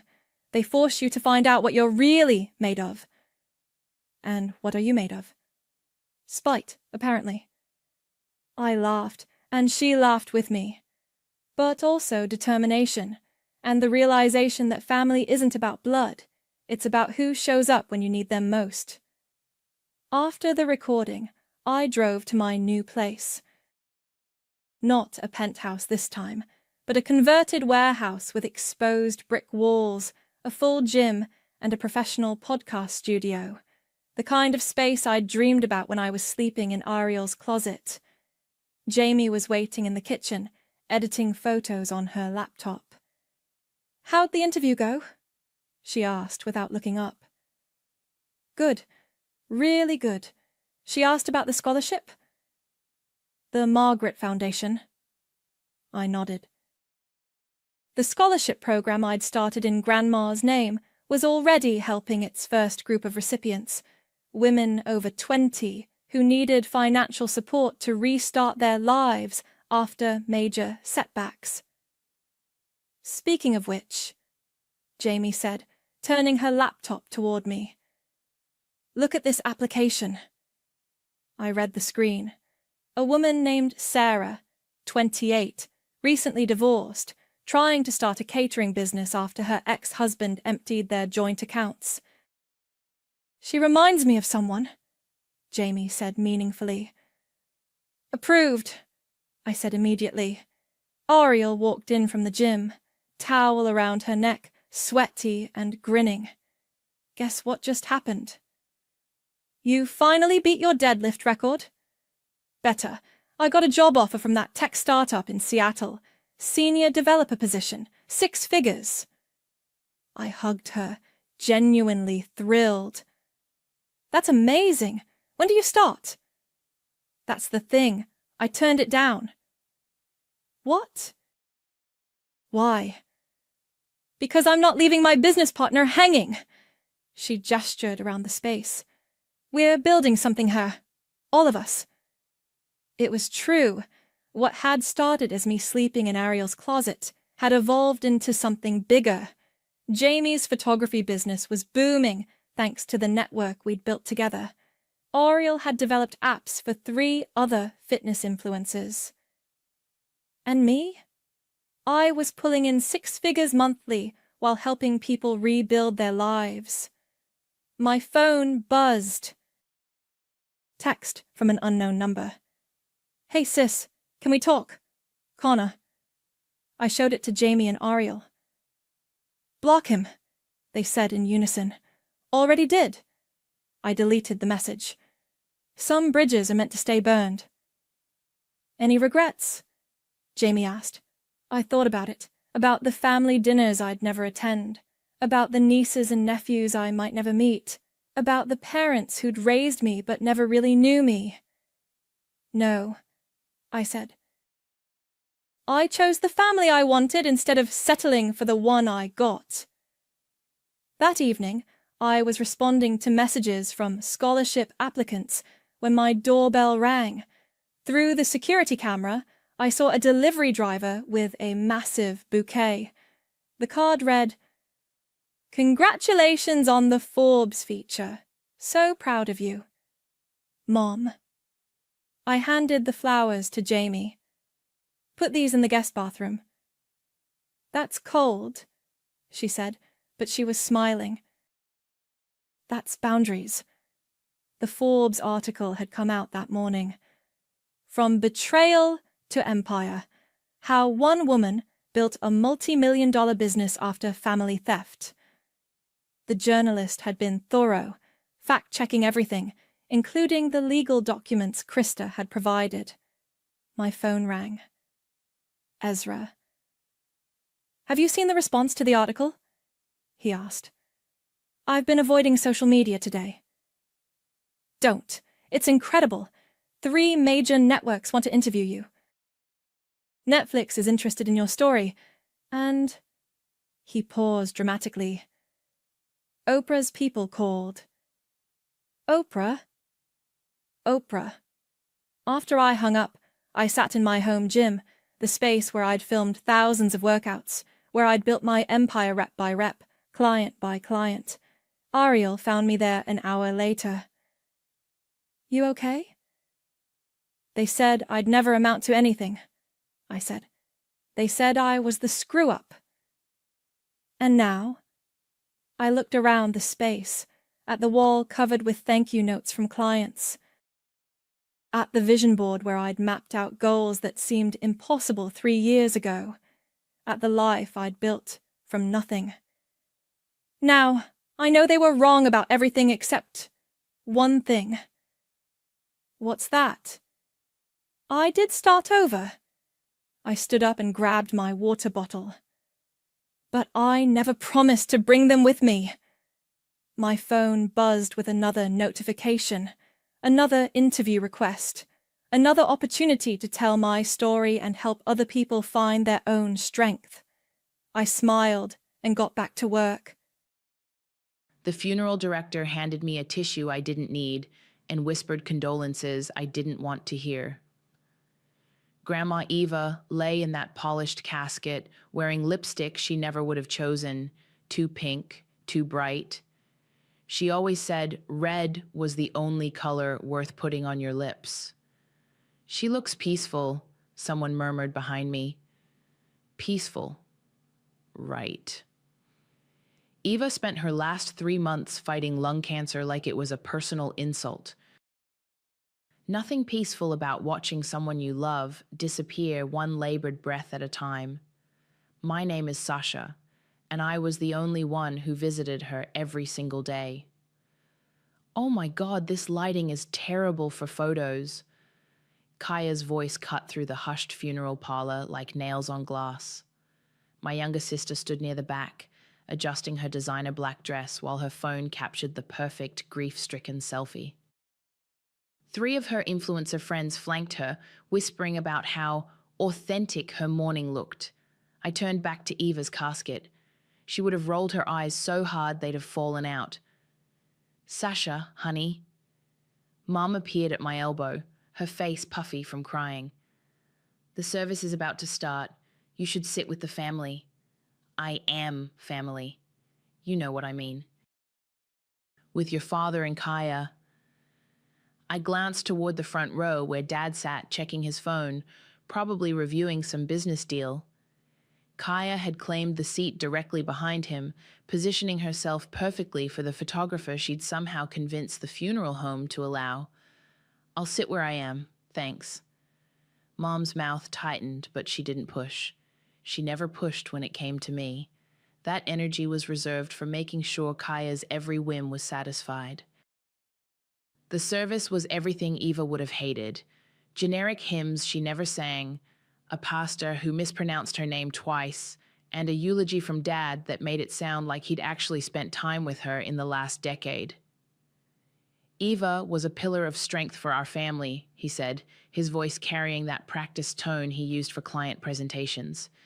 She taught us the value of hard work and perseverance. I bit my tongue so hard I tasted copper. Eva had taught me those things, sure.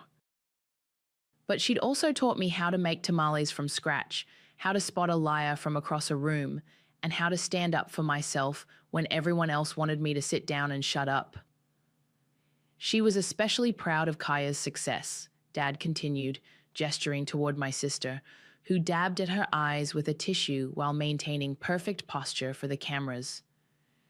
Eva always said Kaya reminded her of herself at that age, beautiful, ambitious, destined for great things. My stomach clenched.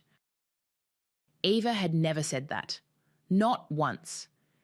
In fact, the last time Kaya visited, which was exactly once during Eva's illness, she'd spent the entire hour complaining about her wedding planning stress while Eva lay there too weak to respond.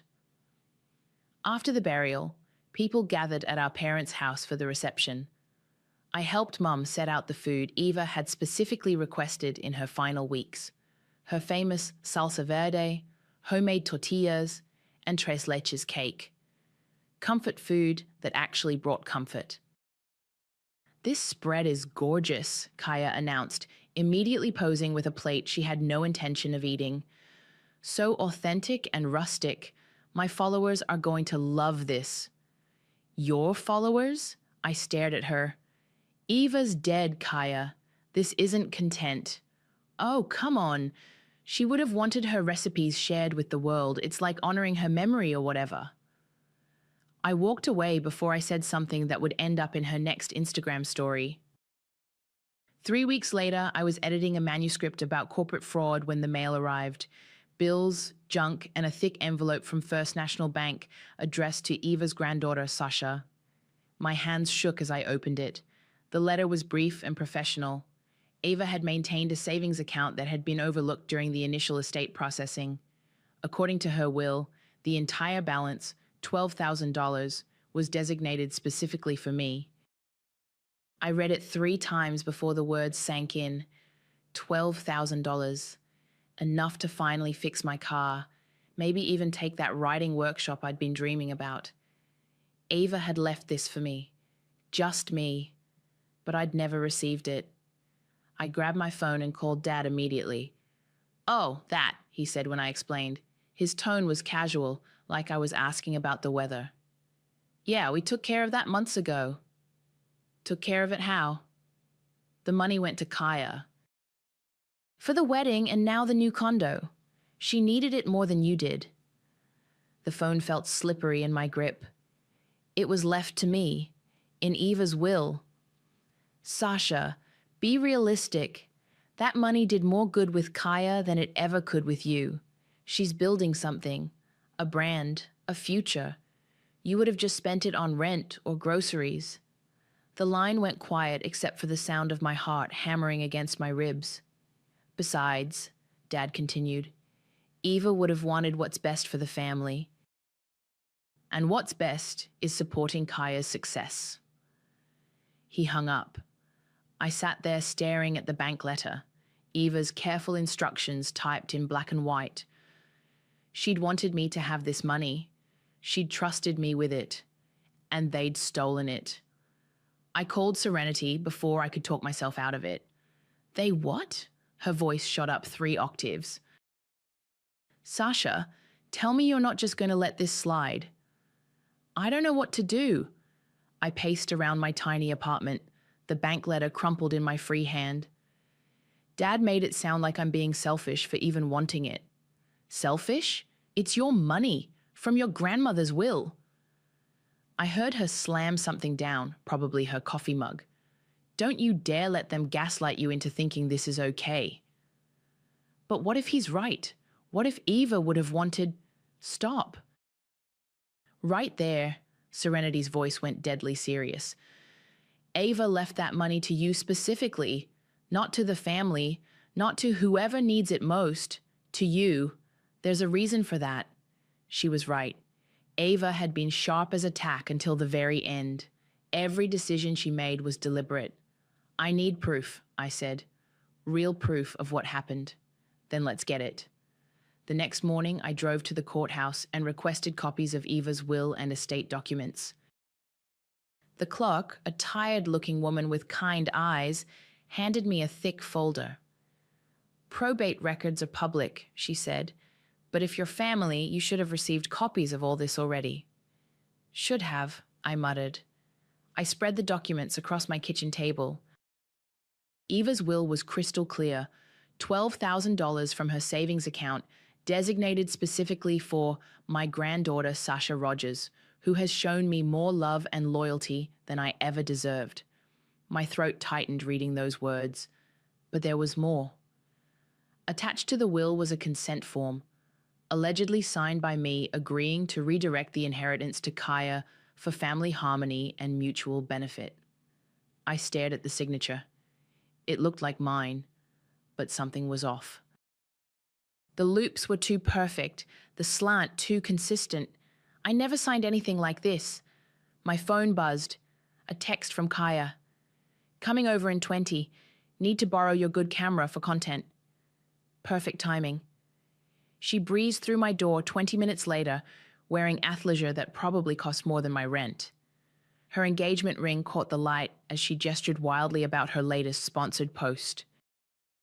"So the baby shower is going to be absolutely gorgeous," she gushed, helping herself to water from my fridge. "Sawyer's parents are flying in, And I've got 3 different photographers lined up. The venue alone cost $8,000, but it's going to be so worth it for the content. $8,000, 2/3 of my inheritance. That's expensive, I said carefully. Oh, please. It's an investment in my brand. Besides, we had some unexpected money come through recently. She examined her nails. Sometimes the universe just provides, you know? The universe. Like, everything happens for a reason. Some people are meant to build empires, and others are meant to support them. It's just natural order. I set down my coffee cup slowly. What if someone was supposed to get something, but it went to the empire builder instead? Kaya laughed, that tinkling sound she'd perfected for her videos. Oh, Sasha, you're so philosophical. But honestly, resources flow to where they can do the most good. That's just economics. She grabbed my camera from the shelf and checked her reflection in the black screen. I mean, look at you. You're happy with your little editing job and your cozy apartment. You don't need much. But someone like me, I'm creating opportunities, building a platform that could help thousands of people. It makes sense that I'd receive more support from the universe. Even if that support was meant for someone else originally. The universe doesn't make mistakes, babe. She slung the camera strap over her shoulder. I'll get this back to you next week. Thanks. After she left, I sat in the silence of my apartment, her words echoing in my head. The universe doesn't make mistakes, but people do. And sometimes they make them on purpose. I pulled out my phone and scrolled through my parents' old text messages, looking for anything about Eva's estate. Most of their conversations were mundane. Dinner plans, Kaya's latest drama, complaints about work. Then I found it, a thread from 4 months ago, right after Eva's funeral. Dad, talk to the lawyer. The inheritance situation is handled. Mom, you're sure Sasha won't find out? Dad, the paperwork looks legitimate. Besides, she never pays attention to legal stuff anyway. Mom, I feel terrible about this. Dad, don't. Kaya needs this money for the condo down payment. Sasha would just waste it on rent or food. This way, it actually builds something. Mom, what if Eva wanted Sasha to have it specifically? Dad, Eva's gone. We have to think about what's best for the living. I screenshot every message. My phone rang. Serenity. Find anything? More than I wanted to. I told her about the forged consent form and the text messages. Holy shit, Sasha. They committed fraud. Actual prosecutable fraud. I know. So what are you going to do? I looked at the bank letter still sitting on my table, at Eva's careful words about love and loyalty. Then I looked at the screenshots of my parents, casually discussing how to steal from me. I'm going to make sure everyone knows exactly what kind of people they are. Good. It's about time you stopped being the family doormat. As I hung up, my phone buzzed with a voicemail notification. The caller ID showed Dad's number from yesterday. I must have missed it. I pressed play. Sasha, it's your father. I've been thinking about our conversation, and I want to be clear about something. Don't tell Kaya you know about the money. She doesn't need the stress right now with the baby coming. And honestly, she'll just waste it on rent or food anyway. The money is doing more good where it is. Don't make this into some big family drama over $12,000. It's not worth it. He'd left the exact same voicemail for Kaya, except he'd mixed up our names. I saved the message and smiled for the first time in weeks. Game on. The next few weeks, I played the perfect sister. I liked Kaya's pregnancy announcement posts, commented heart emojis on her nursery reveal, and even offered to help address baby shower invitations. Oh my God, you're being so sweet lately, she gushed over FaceTime while I handwrote addresses in my best calligraphy. I was worried you were jealous or something. Jealous? Of what? You know, the baby, the house, Sawyer's promotion, Sometimes I forget not everyone gets to live their dream life. I smiled and kept writing. I'm just happy for you. Oh, that's why you're my favorite sister. I'm your only sister. Details. She laughed. Oh, speaking of details, can you pick up the custom napkins from the printer tomorrow? They're the ones with the gold foil that says Baby Hamilton in script. Of course. After we hung up, I pulled out the business card I'd been carrying for 3 days. Jessie Waters, attorney at law. Eva had mentioned her in some old letters I'd found while cleaning out her apartment. Apparently, Jessie had handled Eva's legal affairs for over a decade. I called the number. Waters Law Office, this is Jessie. Hi, my name is Sasha. I think you knew my grandmother, Eva Gomez? A pause. Sasha? Oh my goodness, yes. Eva talked about you constantly. I'm so sorry for your loss, honey. She was one of my favorite clients. I was wondering if I could meet with you. I have some questions about her will. Of course. Are you free this afternoon? Jessie's office was small but warm, filled with plants and family photos. She was younger than I'd expected, maybe 40, with graying hair and laugh lines around her eyes. Eva was so proud of you, she said, pouring me coffee from a thermos. She'd bring me pictures from your visits. Tell me about the books you were editing. She said you were the only one who really listened to her stories. She left me some money in her will. $12,000, yes, from her savings account. Jessie frowned. You should have received that months ago. There weren't any complications with the estate. I pulled out the consent form. Apparently, I signed this, redirecting the money to my sister. Jessie put on her reading glasses and studied the document. Her frown deepened. Sasha, when did you sign this? I didn't. She looked up sharply. What do you mean? I mean, I never saw this document before 3 days ago. I never agreed to give my inheritance to Kaya. Jessie set the paper down carefully. This is a very serious allegation. I have proof. I showed her the text messages between my parents and played Dad's mixed-up voicemail. Jessie listened in silence, her expression growing darker with each piece of evidence. This is fraud, she said finally. Document forgery, inheritance theft. Your parents could face criminal charges. I don't want to send them to prison. I just want people to know what they did. What exactly are you asking me to do? I leaned forward. I want you to look into this officially, as Eva's former lawyer, find out exactly how this happened and who was involved. And then I want to make sure the truth comes out in the most public way possible. Jessie studied me for a long moment. Eva always said you were tougher than you looked. She said that. All the time, she'd say, Jessie, that girl's got steel in her spine. She just hasn't figured out how to use it yet. Jessie smiled sadly. Looks like she was right. 2 days later, Jessie called with news. I pulled the original probate files, she said. The consent form was submitted 3 weeks after Eva's funeral, along with a notarized statement claiming you'd requested the change for family harmony. Who notarized it?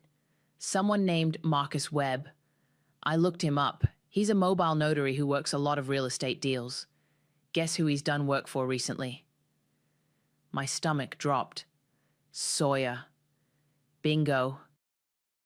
Your brother-in-law's business partner, actually. I called Marcus and asked some hypothetical questions about document verification.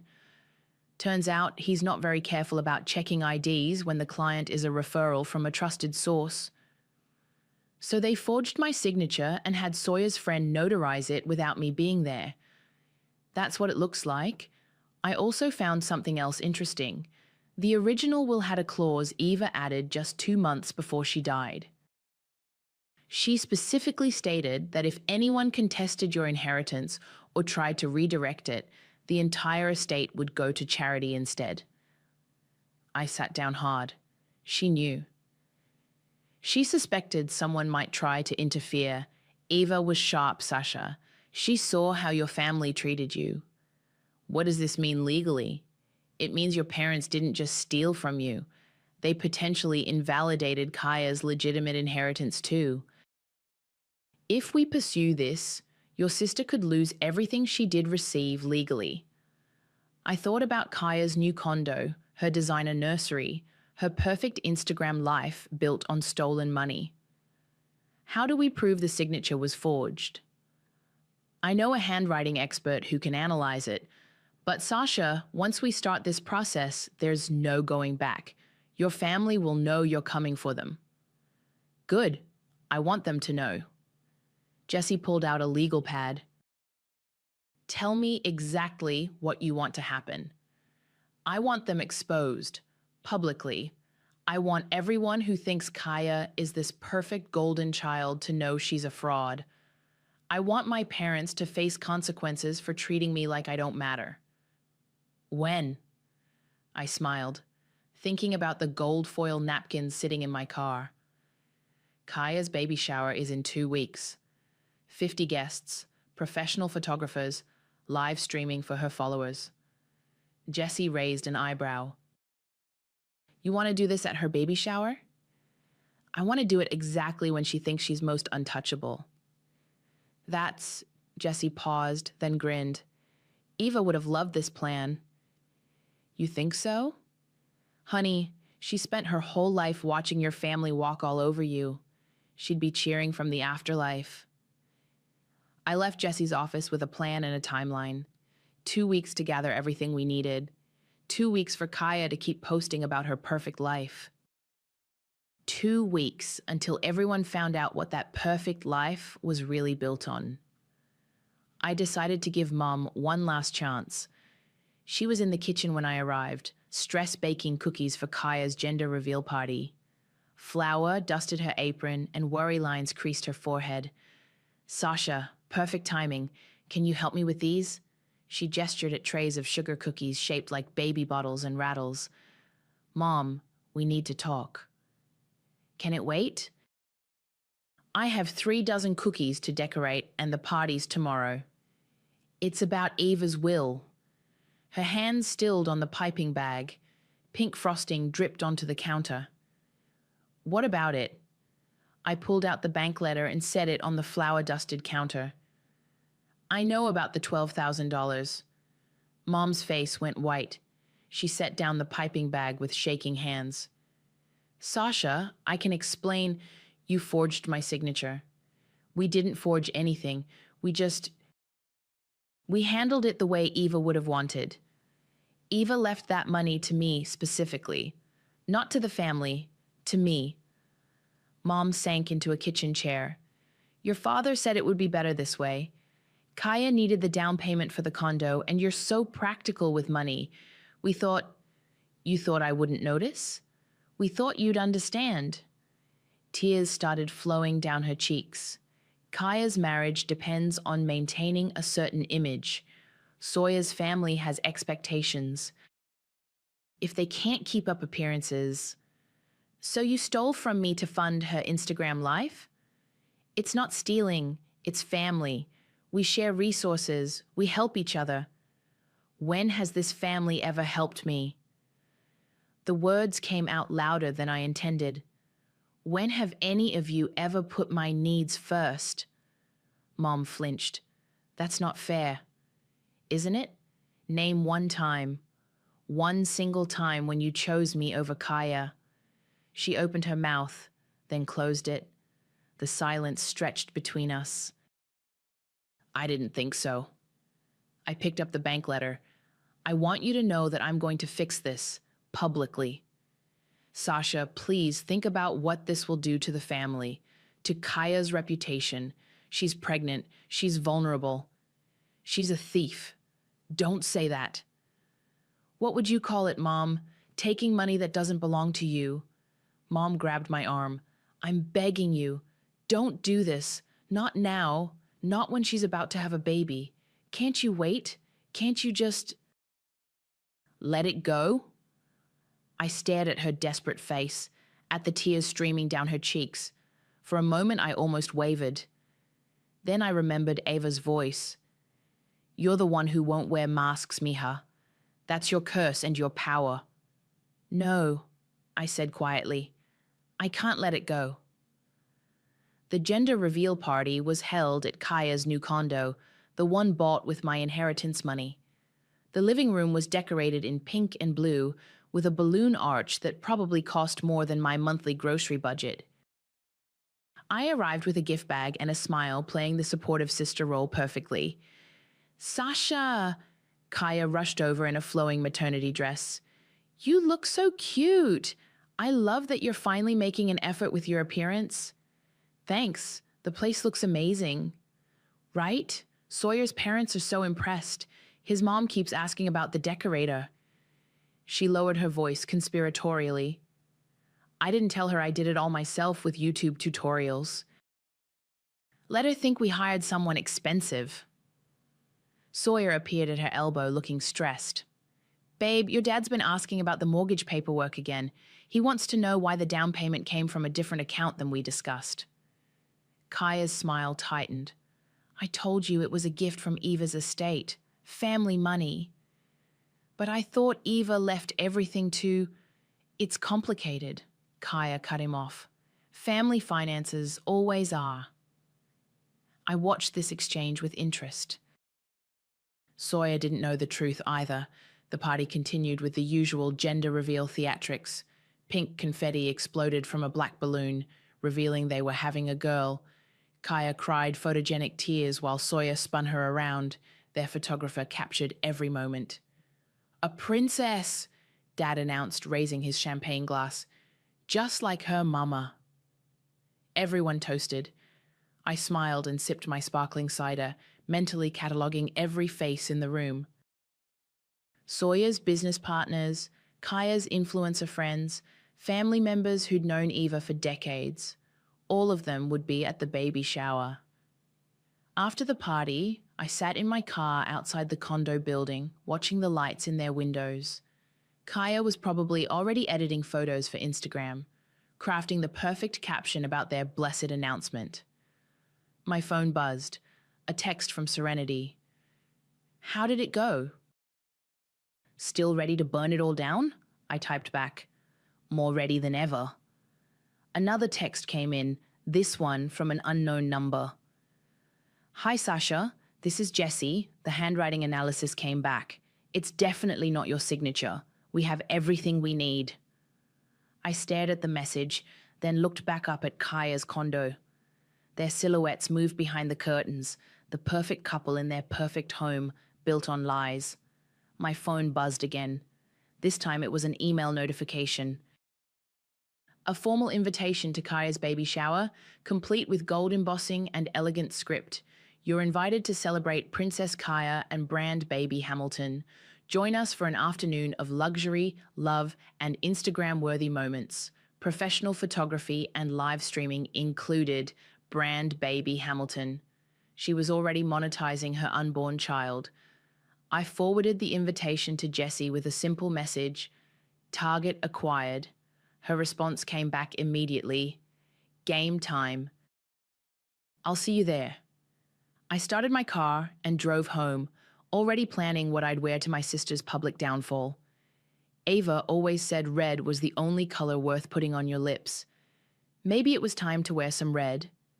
The baby shower venue looked like something out of a magazine. White and gold everything, tablecloths, chair covers, balloon arrangements that probably cost more than my car payment. A champagne fountain bubbled in the corner, while servers in crisp uniforms circulated with tiny sandwiches and macarons.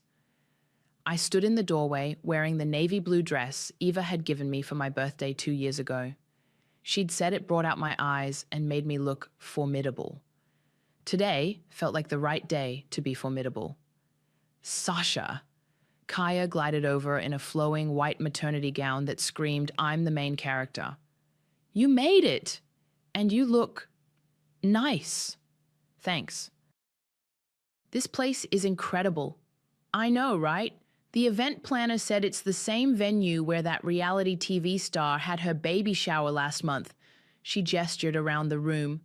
3 photographers, a videographer for the live stream, and look, she pointed to a corner where a woman with a ring light was setting up. Professional Instagram content creator. This is going to be everywhere. Perfect. Where should I put my gift? Oh, just anywhere on that table. But first, come meet Sawyer's parents. They flew in from Denver just for this. She dragged me across the room to where an older couple stood admiring the dessert display. Sawyer's father wore an expensive suit, while his mother dripped with jewelry that caught the light from the crystal chandeliers. "This is my sister Sasha," Kaya announced. "She's a writer." "How lovely," Sawyer's mother said, with the kind of smile that didn't reach her eyes. "What do you write?" "I'm a freelance editor, actually." "Oh," her interest visibly deflated. "How practical." "Sasha's always been the practical one," Kaya laughed. "I'm the dreamer. She's the realist. Perfect balance, right?" I smiled and nodded, playing my part. Jessie arrived 20 minutes later, looking professional in a charcoal grey suit. I'd told Kaya she was Eva's former lawyer who wanted to pay her respects. No one questioned it. "Lovely service," Jessie said, shaking Kaya's hand. "Eva spoke of you often." "She did?" Kaya's eyes lit up. "We were so close. I was probably her favorite granddaughter." "I'm sure you were special to her," Jessie replied smoothly. We mingled separately, Jessie chatting with guests while I helped Mom arrange gift bags. Dad held court near the champagne fountain, telling anyone who'd listen about Kaya's entrepreneurial success and brand partnerships.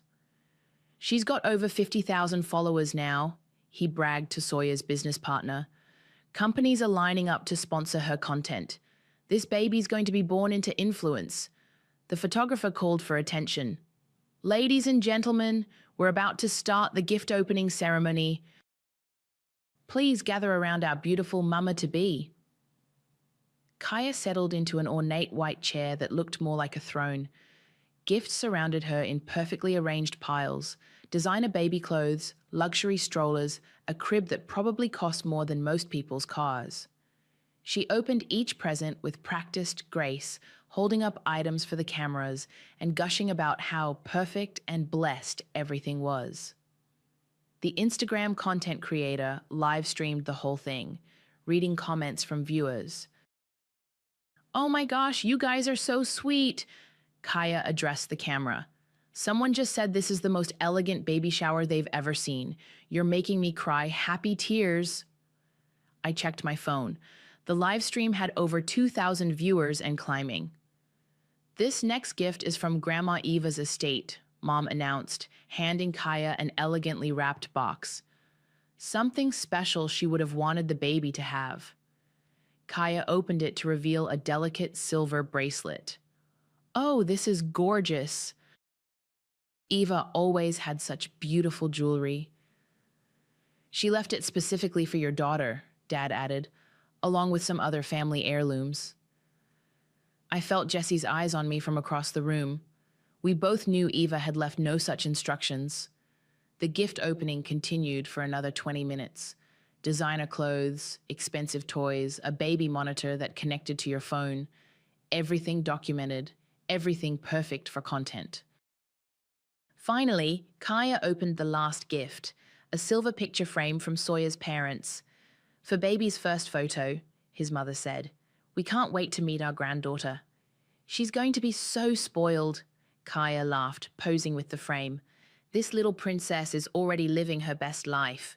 The photographer started arranging people for group photos. "Let's get the family together first, parents and grandparents with Mama." As everyone gathered around Kaya's throne, I caught Jessie's eye. She nodded slightly and moved toward the champagne fountain.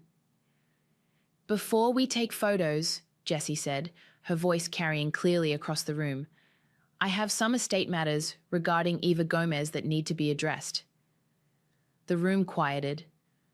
Kaya looked confused. "Estate matters?" Dad stepped forward, his smile tight. "I think there's been a misunderstanding." Eva's estate was settled months ago. Actually, there are some irregularities that have come to light. Jessie pulled a folder from her briefcase, specifically regarding the inheritance designated for Sasha. The photographer lowered her camera. The Instagram livestream continued, capturing every word. "I'm sorry, what inheritance?" Sawyer asked, looking between Jessie and his wife. Kaya's face had gone pale. "This isn't the time or place. On the contrary," Jessie said calmly, "this is exactly the right time. Since so many family members are here, and since this celebration was funded in part by money that was illegally diverted from its intended recipient." A murmur went through the crowd. Someone's phone was recording. Dad stepped forward, his face red. "I don't know who you think you are, but—" "I'm Eva Gomez's attorney," Jessie said firmly. "And I have documentation proving that $12,000 designated for Sasha in Eva's will was fraudulently redirected to fund this lifestyle." She gestured around the opulent room, at the designer decorations, at Kaya sitting frozen in her white throne. The Instagram livestream view count had jumped to over 5,000. "Now," Jessie continued, "let's discuss what really happened to Eva's final wishes." Jessie opened her folder with the precision of a surgeon. The room had gone dead silent, except for the soft hum of the live stream still running. Eva's will clearly states that $12,000 from her savings account was to go directly to her granddaughter Sasha. She held up the original document. However, 3 weeks after the funeral, a consent form was submitted, claiming Sasha had agreed to redirect this inheritance to her sister Kaya. "That's right," Dad said quickly. Sasha wanted what was best for the family. "Interesting," Jessie pulled out another paper, "because according to our handwriting expert, this signature was forged." She held up the analysis report, complete with magnified signature comparisons. Even from across the room, you could see the differences. Kaya tried to laugh. "This is ridiculous. Why would anyone forge—" "The consent form was notarized by Marcus Webb," Jessie continued, "who happens to work frequently with Sawyer's real estate company. Mr. Webb has admitted he never actually met with Sasha to verify her identity." Sawyer's face went white. "Marcus? But he said—" He stopped, looking at his wife. "Kaya, what is she talking about?" "I don't know. This is some kind of mistake." "No mistake." I stepped forward, pulling out my phone. "Would you like to hear Dad's voicemail from last week?" I pressed play. Dad's voice filled the elegant room. "Don't tell Kaya you know about the money. She doesn't need the stress right now with the baby coming. And honestly, she'll just waste it on rent or food anyway." Gasps rippled through the crowd. The Instagram comments were exploding. I could see the content creator's eyes widening as she read them. "Wait," I said, stopping the recording. "Sorry, that's the wrong version. He left 2 voicemails that day. Let me find the right one." I scrolled through my phone deliberately slowly, letting the tension build. Here it is.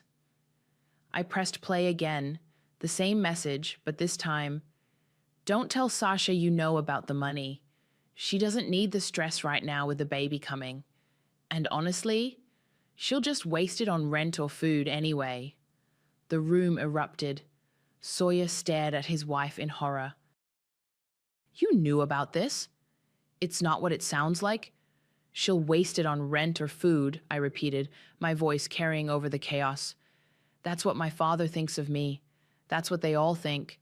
That I don't deserve my own grandmother's gift because I'd spend it on basic necessities instead of—" I gestured around the opulent room. "This performance." Sawyer's mother clutched her pearls. "I don't understand." "What money are we talking about?" $12,000, Jessie said clearly, which, according to bank records, was used as part of the down payment for their new condominium. "The condo?" Sawyer's father's voice boomed. "You told us that money came from your modeling contracts." Kaya burst into tears. Everyone just stop. This is supposed to be about celebrating my baby. Your baby that you're already exploiting for content? I pulled up her Instagram on my phone. Baby Hamilton brand partnerships, nursery sponsorship deals. You've been monetizing this child since the moment you announced the pregnancy. That's not... I'm building something. I'm creating opportunities. With stolen money. It's not stolen. It's family money. Grandma Eva wanted me to have it. My voice cracked slightly. She left it to me specifically because she knew exactly how this family treats me. She knew you'd take credit for everything good and blame me for everything bad. She knew you'd steal from me if given the chance. The photographer had stopped taking pictures. Half the guests were filming with their phones. The live stream viewer count had hit 10,000. This is insane, Dad said, trying to regain control. Sasha, you're having some kind of breakdown. Am I? I pulled out the text message screenshots. Should I read the messages between you and Mom about how I never pay attention to legal stuff anyway? Or the ones where you discuss keeping this secret from me? Mom started sobbing. I told you this would happen. I told you she'd find out. Find out what, Mom? Kaya demanded. What else haven't you told me? Jessie stepped forward again. There's more. Ava's will included a clause stating that if anyone attempted to interfere with Sasha's inheritance, all family bequests would be invalidated and donated to charity instead. The color drained from Kaya's face. What does that mean? It means by stealing from Sasha, you've potentially lost everything Eva left you legitimately. The jewelry, the family photos, the china set, all of it could be forfeit. Sawyer stood up abruptly. I need to speak with my wife. Privately. No. Kaya grabbed his arm. Don't leave me here with all these people. These people? He gestured at the guests, many of whom were quietly gathering their purses and gift bags. These are our friends and family, Kaya. People I do business with. People who now think we're thieves. We're not thieves. Then explain this. He held up his phone, showing the bank transfer records Jessie had provided. Explain why $12,000 appeared in our account the same week you told me your modeling agency paid you a bonus. Kaya looked around the room desperately. The elegant decorations suddenly seemed garish under the harsh light of exposure.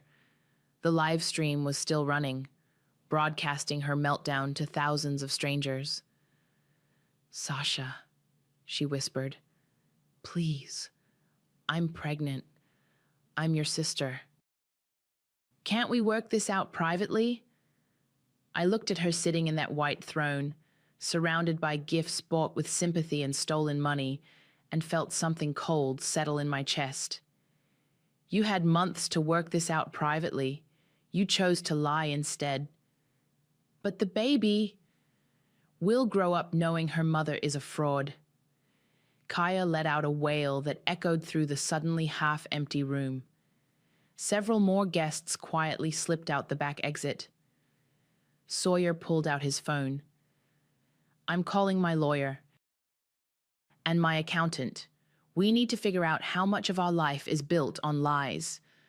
As he walked away, Kaya collapsed back into her throne, mascara streaming down her cheeks, surrounded by the ruins of her perfect day. The live stream viewer count hit 15,000 and climbing. 3 days after the baby shower, I was editing a manuscript when my doorbell rang.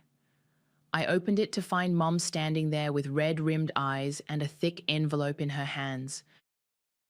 I can't do this anymore, she said without preamble. I can't keep carrying this guilt. She pushed past me into my apartment and sank onto my couch like her legs had given out.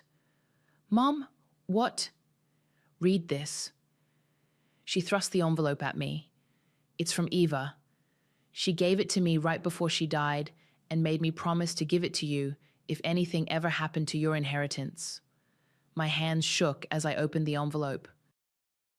Inside was a letter in Ava's careful handwriting, dated just 2 weeks before her death.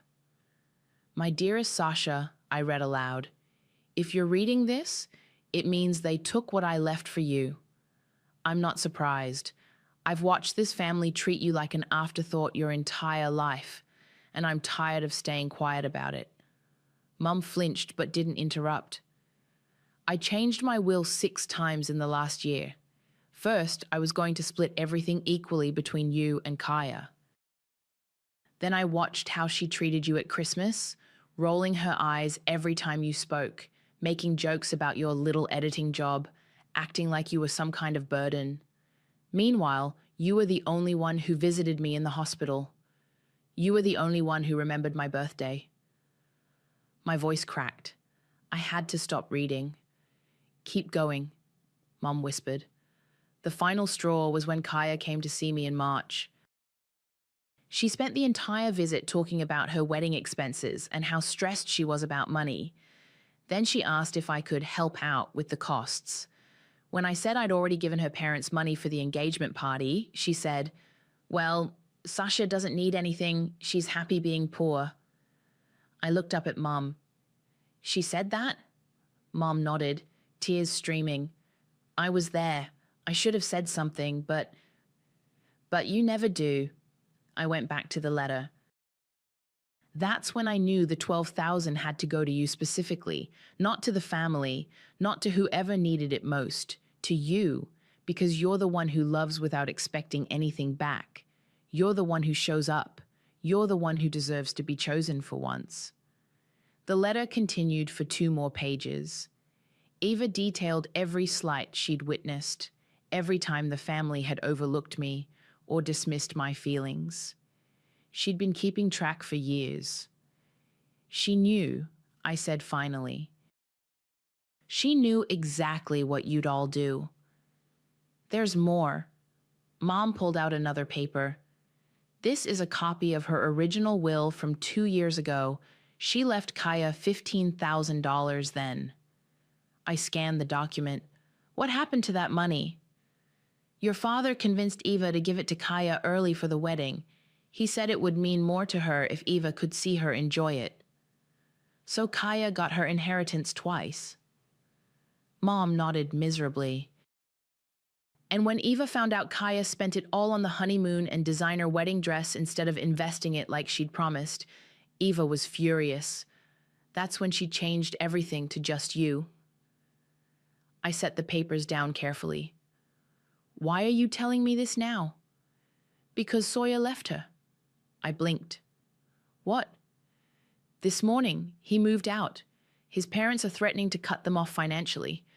His business partners are distancing themselves because of the live stream. It's been shared everywhere. TikTok, Twitter, Reddit.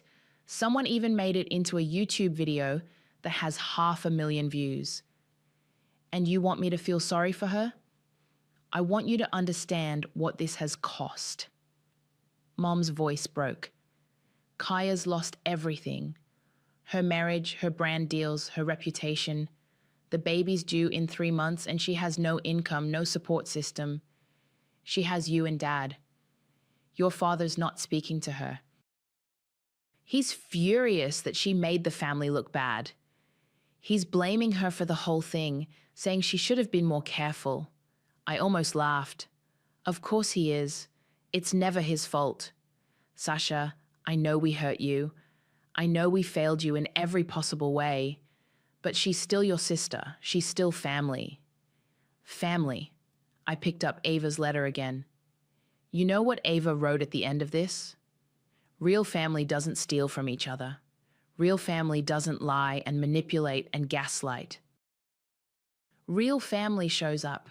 Sasha, you've been my real family for 28 years. I hope someday you find people who deserve that loyalty." Mom sobbed harder. "I'm so sorry. I'm so sorry." "Are you sorry you hurt me or sorry you got caught?" She looked up, mascara streaking her cheeks. "Both. I'm sorry for both." At least she was honest. My phone buzzed. A text from Serenity. "Have you seen Reddit? Someone posted your story. It's going viral. I opened the app and searched. There it was. They stole my $12,000 inheritance for my sister's dream life. Here's how I got revenge. The post had been up for 6 hours and already had 12,000 upvotes and 3,000 comments. The top comment read, "This is the most satisfying revenge story I've ever read. Your sister got exactly what she deserved." Another comment, "The livestream meltdown was chef's kiss perfect. I can't believe she was monetizing her unborn baby." And another, "Your grandmother sounds like she was an amazing woman. I'm sorry your family treated you like garbage." I showed Mom the screen. "Looks like the internet agrees with me." She stared at the comments, her face growing paler. "This will follow Kaya forever. Good, maybe she'll learn something from it." What about forgiveness? What about family loyalty? I stood up and walked to my bookshelf where Ava's framed photo sat next to my laptop. In the picture, we were making tamales together, both of us covered in flour and laughing. "Ava taught me about loyalty," I said. "Real loyalty. The kind that shows up when it's hard, not just when it's convenient. The kind that tells the truth, even when lies would be easier." I turned back to Mom. "You want to talk about family? Start acting like one." Mom gathered the papers and stood up slowly. "What happens now? Now you live with the consequences of your choices. All of you." After she left, I sat down at my laptop and opened the Reddit post. The story was spreading faster than I'd ever imagined. News websites were picking it up. YouTubers were making reaction videos. My phone rang. Unknown number. "Is this Sasha? This is Rebecca from Channel 7 News. We'd love to interview you about your inheritance story." I hung up and turned off my phone. Justice didn't need a news interview. It was already served. The call came on a Tuesday morning while I was proofreading a romance novel about second chances. "Sasha, this is Maria Santos from the Inheritance Justice Foundation. We've been following your story online." I muted my laptop. "I'm sorry, what foundation?" "We're a non-profit that helps people who've been victims of inheritance fraud. Your Reddit post has been shared in our support groups hundreds of times. We'd like to ask if you'd consider letting us use your story for our awareness campaign." "What kind of campaign?" "Educational materials, maybe a short documentary. So many people don't realize how common inheritance theft is within families." Your case is textbook. The forged signatures, the emotional manipulation, the way your family made you question your own worth. I thought about Eva's letter, still sitting on my desk. What would that involve? Nothing invasive, just permission to share the facts of your case. We'd change names, of course. The goal is to help other people recognize the warning signs and know they have legal options. Can I think about it? Of course. But Sasha, what you did took incredible courage. You should be proud. After I hung up, my phone immediately rang again. "Jessie." "Good news and weird news," she said without preamble. "Which do you want first?" "Good news. The settlement came through. Your parents and Kaya have agreed to repay the full $12,000 plus interest and legal fees, $14,000 total. And the weird news? Kaya wants to meet with you, in person. She says she has something to give you." I almost laughed. "More lies?" "I don't think so." She sounded different, broken, maybe, but different. We met at a coffee shop downtown, neutral territory. Kaya looked nothing like the Instagram influencer from the baby shower. No makeup, hair in a messy bun, wearing an oversized sweater that couldn't hide her growing belly. "You look tired," I said, sitting across from her. "I am tired." She wrapped her hands around her coffee cup. "I haven't slept properly in weeks. Guilt will do that." She flinched but didn't argue. I deserved that. You deserved a lot more than that. I know. She reached into her purse and pulled out a small wooden box. This was Grandma Eva's. I found it when I was packing up the condo. I opened the box. Inside was Eva's wedding ring and a folded piece of paper. What's the paper? Read it. I unfolded it carefully. It was a recipe card in Eva's handwriting. Sasha's favorite tres leches, made with extra love. My throat tightened. She wrote down the recipe. There's more on the back. I flipped it over. For my granddaughter Sasha, the only one who asked for seconds and thirds, the only one who helped clean up after, the only one who stayed to talk after everyone else left. This recipe is yours now. Make it for people who deserve your sweetness. I had to set the card down before I started crying. She loved you so much, Kaya said quietly. I was always jealous of that. Jealous? You were everyone's favorite. I was everyone's project, the pretty one who needed constant attention and validation. But you were her choice. She chose to spend time with you because she actually enjoyed your company. I looked up at her. Is that supposed to make me feel better? It's supposed to make you understand why I took the money. Kaya's voice cracked. I thought if I had enough success, enough beautiful things, enough followers, maybe someone would choose me the way she chose you. So you stole from me. I stole from you. She nodded. And I lost everything anyway. Sawyer, the brand deals, the condo. Even Dad won't talk to me now. What about the baby? I'm moving back in with Mom, starting over. She touched her belly. Maybe that's what I need. To learn how to be someone worth choosing instead of just demanding attention. I studied her face, looking for signs of manipulation, but saw only exhaustion and regret. The foundation wants to use my story, I said, to help other people. You should do it. What happened to you happens to a lot of people. Families steal from the quiet ones all the time because they know we won't fight back. I fought back. You did, and you won. She stood up slowly. I hope someday you can forgive me. Not for my sake, but for yours. Carrying that anger around, it's heavy. After she left, I sat in the coffee shop holding Eva's ring and recipe card. My phone buzzed with a text from Serenity. Coffee later? I want to hear everything.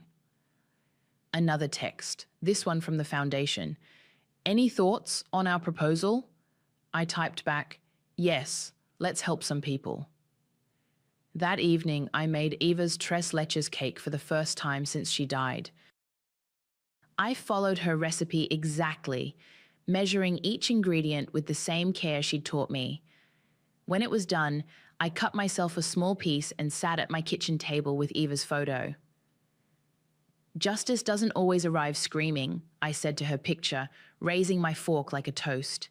Sometimes it tiptoes in wearing navy blue and carrying legal documents. The cake was perfect. Sweet, but not too sweet. Rich, but not overwhelming, just like Eva had taught me to be. My phone rang. The caller ID showed a number I didn't recognize, but I answered anyway. Sasha, this is David from the documentary team. We'd love to start filming next week if you're ready. I looked around my small apartment, my books, my laptop, my quiet life that no one had ever thought was worth protecting. I'm ready, I said, and for the first time in my life, I truly was. They didn't realize I already knew what they were planning and had beaten them to it. My name is Erin, and I'm 32 years old. I work as an RN at St. Mary's Hospital, pulling 12-hour shifts that leave my feet screaming and my back aching. On weekends, I pick up shifts at a private clinic because healthcare doesn't pay what people think it does, especially when you're supporting yourself entirely alone. Last year, I bought my first house. 3 bedrooms, 2 baths, a decent yard, and a mortgage that keeps me up at night sometimes. But it's mine, or it was mine, until 20 minutes ago. Aaron, honey, you have to understand. This is what families do for each other. My mother, Rachel, sits across from me at my own kitchen table, her manicured hands folded like she's delivering a sermon. My father, Maxwell, nods along from his chair, saying nothing as usual.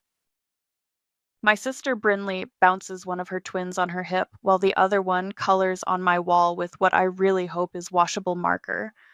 I mean, it just makes sense, Brinley says, not looking up from her phone.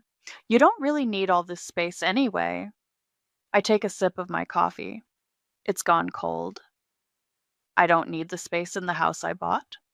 Well, you're single, Mom says, like she's explaining basic math to a child.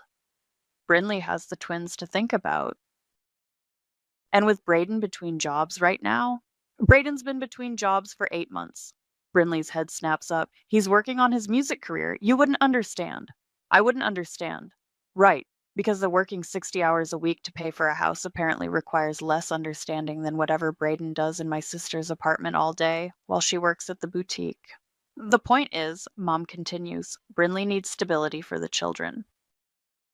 You could easily find a nice little apartment somewhere, something more appropriate for your lifestyle. My lifestyle, single, childless, apparently disposable.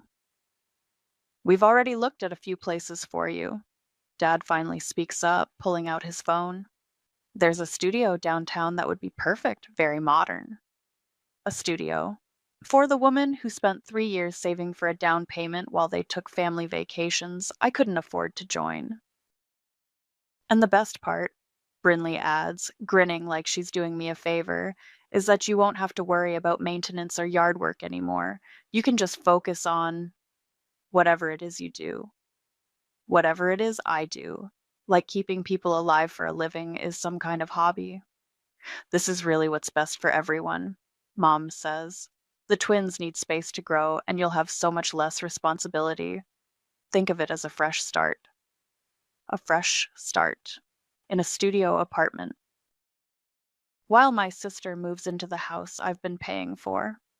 Plus, Brinley says, bouncing the baby higher, we can help with the mortgage payments.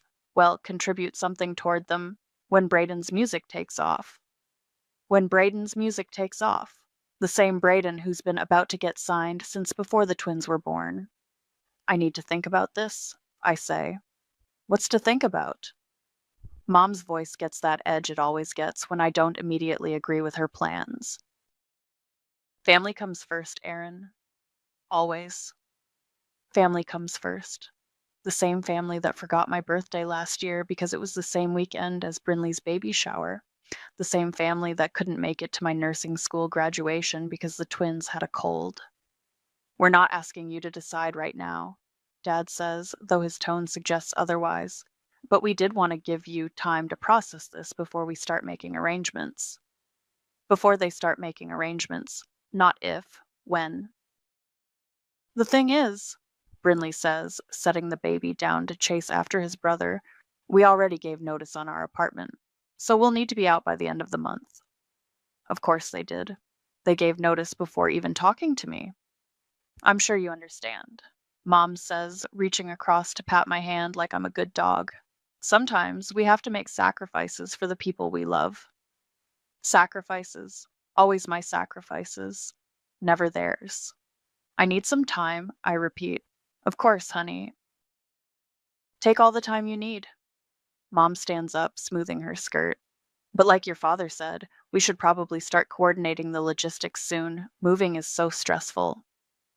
They file out of my kitchen, collecting toys and sippy cups and leaving me sitting alone at my table. Through the window, I watch them load into Brinley's car, the car I co-signed for because her credit was shot. My phone buzzes with a text from my best friend, Selena. Papers are ready. You sure about this?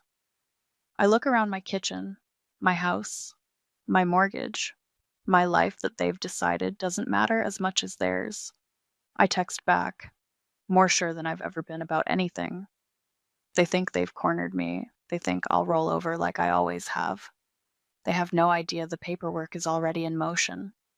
3 weeks earlier, I'm folding laundry in my living room when Brinley shows up unannounced. Again. Hey, sis! She breezes through my front door like she owns the place, twins in tow. Hope you don't mind. I brought the boys over to play. I mind. I always mind. But I don't say that. Sure, I say, moving my clean scrubs out of reach of sticky fingers. What's up? Oh, nothing really. She's walking through my house like she's conducting an inspection. Just thought we could hang out. Brinley doesn't do casual hangouts. She does favors and emergencies and guilt trips disguised as sister time. Mommy, can we live here? One of the twins asks, running his hands along my coffee table. Maybe someday, baby, Brinley says, and something cold settles in my stomach. Live here? Oh, you know how kids are. They love your house. She's in my hallway now, looking into the spare bedrooms. This would make such a perfect nursery, don't you think? It's my office. Right, but I mean, if it were a nursery. She pulls out her phone and starts taking pictures. The light is amazing in here. Why are you taking pictures of my house? Just for fun. Instagram, you know? But she's not posting them. She's saving them to her camera roll. The twin who asked about living here is now measuring the hallway with his arms stretched wide. Kids don't just decide to do that on their own. How's the apartment hunting going? I ask. Oh, tough market. She's moved into my master bedroom now. Everything's so expensive and small. Nothing like this place. You'll find something. Yeah, maybe. She opens my closet, peers inside. Must be nice having all this space just for yourself. Just for myself. Like it's wasteful. Like I don't deserve it. Brinley, what's going on? Nothing. God, you're so paranoid. She laughs, but it sounds forced. Can't a sister just visit? Her phone rings. She answers immediately.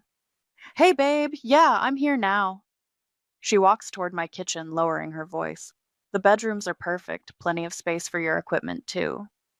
Braden's equipment, his keyboard and amp and the drum kit he's been about to sell for 2 years. I follow her into the kitchen. No, she's being totally cool about it, Brinley says into the phone. I think she'll go for it. Go for what?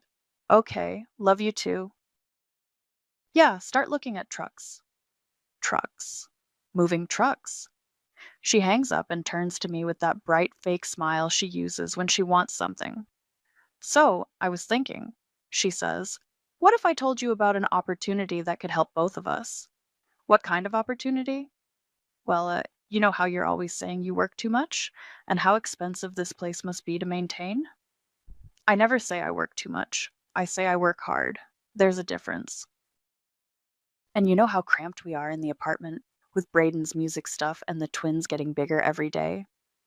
Brinley, I'm just saying, what if there was a way to solve both problems at once? By me giving you my house. Not giving! God, Aaron, why do you always jump to the worst conclusion? She laughs again, that same forced sound. I'm talking about a family arrangement. Something that works for everyone. What kind of arrangement? We could take over the mortgage payments. Well, most of them. And you could find something smaller, more manageable. Think of all the money you'd save. This is my home. I know, and it's beautiful. But be practical. Do you really need 3 bedrooms? When was the last time you even used that guest room? Last month, when I had the flu and slept in there so I wouldn't mess up my clean sheets. But that's not the point. We've already talked to Mom and Dad about it, she continues. They think it's a great idea, really practical. Of course they do. Look, I'm not asking you to decide right now. Just think about it, okay? We could all sit down and talk it through. Like a family. After she leaves, I sit in my kitchen and call Selena. They want my house, I say when she picks up. What? Brinley. She came over today, taking pictures and measurements. She's already talked to our parents about it. Jesus, Aaron, what did you tell her? That I'd think about it. Are you actually going to think about it? I'm thinking about a lot of things right now. Silence on the other end. Selena, you still work in real estate law, right? Yeah. Why? I need to ask you about something. Hypothetically, Aaron, if someone wanted to protect their property from family pressure, what would be the best way to do that? How much family pressure are we talking about? The kind where they've already decided I'm giving them my house and just haven't told me yet. Shit. Okay. Can you come by my office tomorrow? Yeah. And Aaron? Don't sign anything. Don't agree to anything. Don't even hint that you're considering it. I won't. But I already know I'm going to do more than just not agree. I'm going to make sure they can't take what's mine. The next morning, I get a text from Brinley. Talked to a few movers yesterday. They said end of month works perfectly for timing. Can't wait to chat more about our arrangement. I screenshot the text and send it to Selena with a message. How fast can we set up that LLC? Her response comes back immediately. Fast enough. The doorbell rings at 7:30 in the morning. I'm getting ready for my shift when I see Mom's car in my driveway through the bedroom window. She's not alone. I open the door to find her standing with two people in business suits and clipboards. Morning, honey, Mom chirps, like this is totally normal. I brought some friends to take a look around. Friends?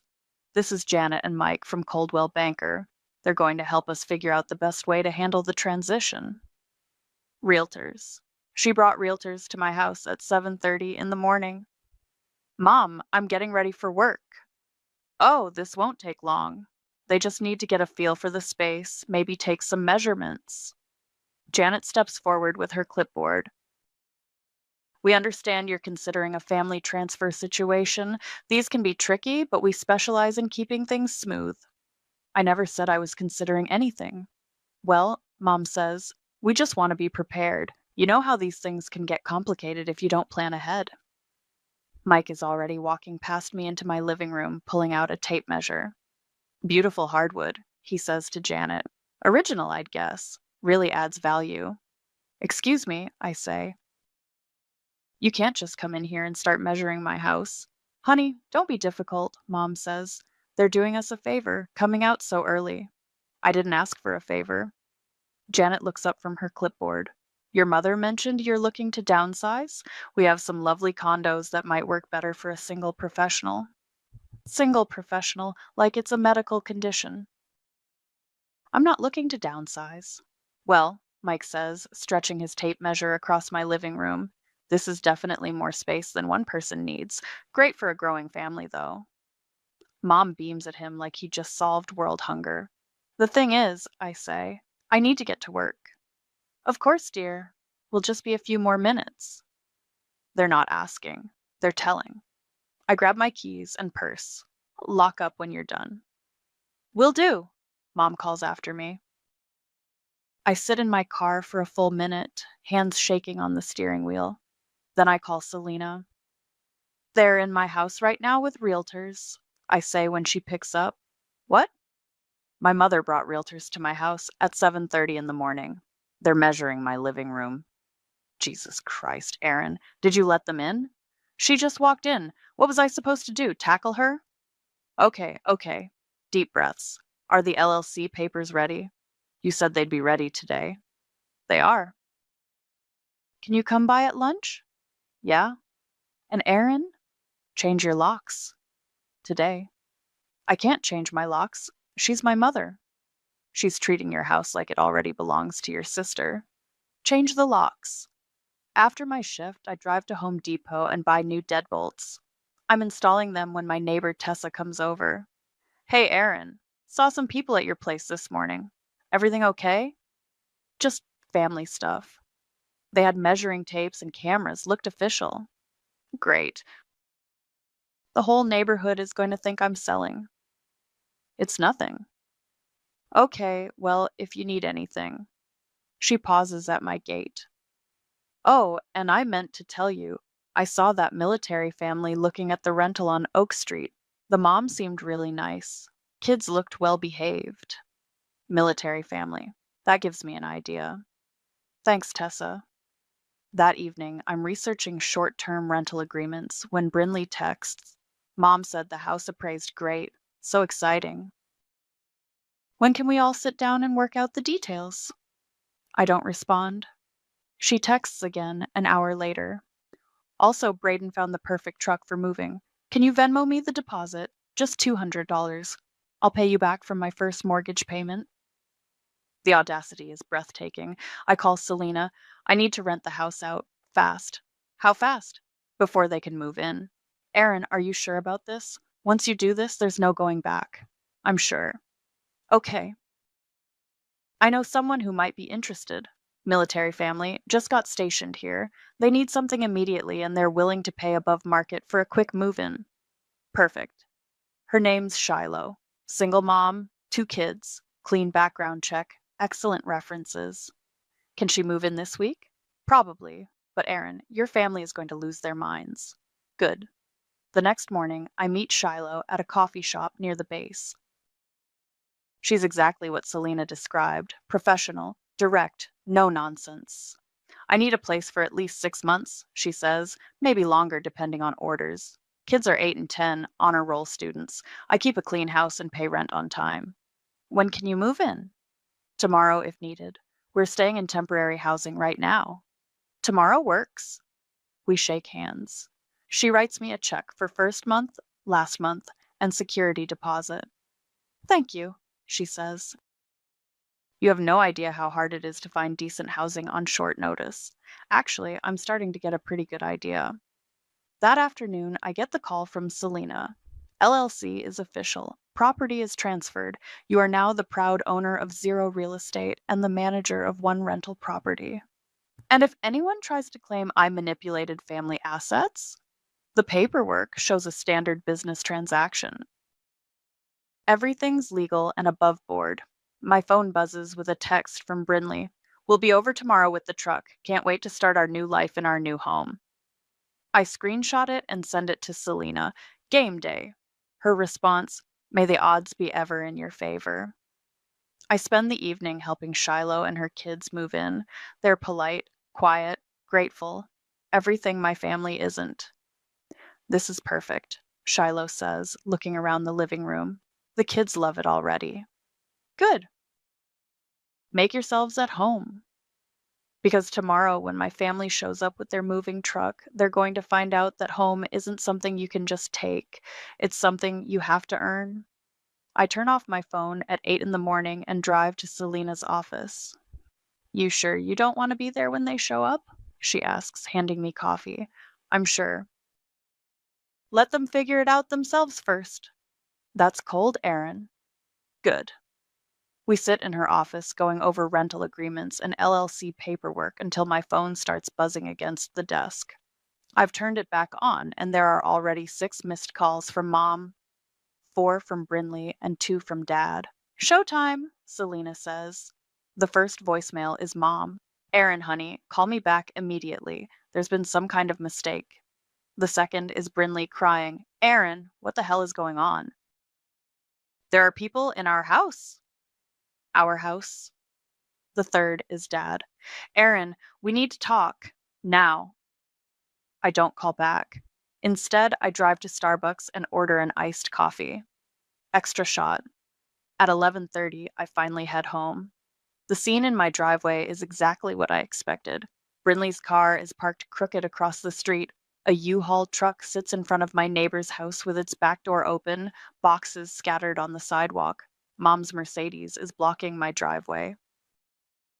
And standing in front of my porch, arguing with Shiloh, are my parents, Brinley, Braden, and both twins. I park down the street and walk up slowly, sipping my coffee. This is our house, Brinley is shouting at Shiloh. You can't just move into our house. Ma'am, I have a lease, Shiloh says calmly. She's in her army uniform, arms crossed. This is my rental property. Rental property? Mom turns to see me approaching. Aaron, thank God. Tell this woman there's been a mistake. No mistake, I say, taking another sip of coffee. What do you mean, no mistake? Brinley's face is red and blotchy. We're supposed to move in today. According to who? According to our agreement. What agreement? I never agreed to anything. Braden steps forward. He's wearing a tank top that shows off his tattoos and an expression that suggests he thinks intimidation might work here. Look, lady, we already gave up our apartment. We got nowhere else to go. That sounds like a you problem. Aaron! Mom's voice hits that pitch that used to make me apologize for things I didn't do. What is wrong with you? This woman says she has a lease on your house. She does have a lease. How can she have a lease? It's your house. Actually, it's not. The silence that follows is beautiful. What do you mean it's not your house? Dad finally asks. I mean, it's not my house anymore. I sold it.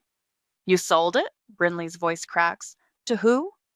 To an LLC, which then rented it to Shiloh here. You can't sell your house without telling us. Watch me. Shiloh looks between us like she's watching a tennis match. Her kids peek out from behind the front door. Ma'am, she says to me, should I call the police? These people are trespassing. Not yet, I say. Give them a minute to process. Process what? Mom demands. Aaron, this is insane. You can't just sell your house to spite your sister. I didn't sell it to spite anyone. I sold it because I wanted to. But we had plans, Brinley wails. We already moved out of our apartment. You moved out of your apartment before asking me if you could move into my house. We didn't think we had to ask. Your family. Family doesn't take without asking. Braden is pacing now, running his hands through his hair. This is fucked up, man. This is really fucked up. Language, Shiloh says sharply, nodding toward her kids. Don't tell me about language, lady. This psycho just screwed over her own family. Okay, Shiloh says, pulling out her phone. I'm calling the police. Wait, Dad says. Aaron, let's be reasonable here. If you sold the house, you must have made money. You could help Brinley find a new place. With what money? The money from selling your house. I used that money to pay off my debts and invest in the LLC. What LLC? Mom demands. The one that owns this house and several others. That's not entirely true. The LLC only owns this house, but they don't need to know that. Several others? Brinley stops crying. You bought other houses? I bought investments. With money that should have helped your family. Money I earned. From my job. That I work 60 hours a week at. But family comes first, Mom shouts. Does it? Because I don't remember family coming first when you forgot my birthday, or when you missed my graduation, or when you co-signed for Brinley's car but wouldn't help with my student loans. That was different. How? Because you're stronger. You've always been the strong one. Strong enough to give up my house, apparently. 2 police cars pull up. Shiloh must have called while we were arguing. Someone called about trespassing? The first officer asks. Yes, Shiloh says. These people are on my rental property, refusing to leave. It's not your rental property, Brinley screams. It's our house. The officer looks at me. Ma'am, do you live here? No, officer. I used to own this property, but I sold it. Ms. Gardner here has a valid lease. Can I see that lease? Shiloh produces the paperwork.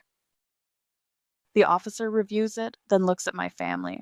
Folks, you need to leave. This is private property, and you don't have permission to be here. This is ridiculous, Mom says. She's our daughter.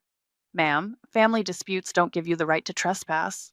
But our stuff! Brinley gestures at the boxes scattered around the U-Haul. What are we supposed to do with our stuff? Take it somewhere else, I say. Where? We don't have anywhere else. You should have thought of that before you gave up your apartment. The officer steps closer to my family.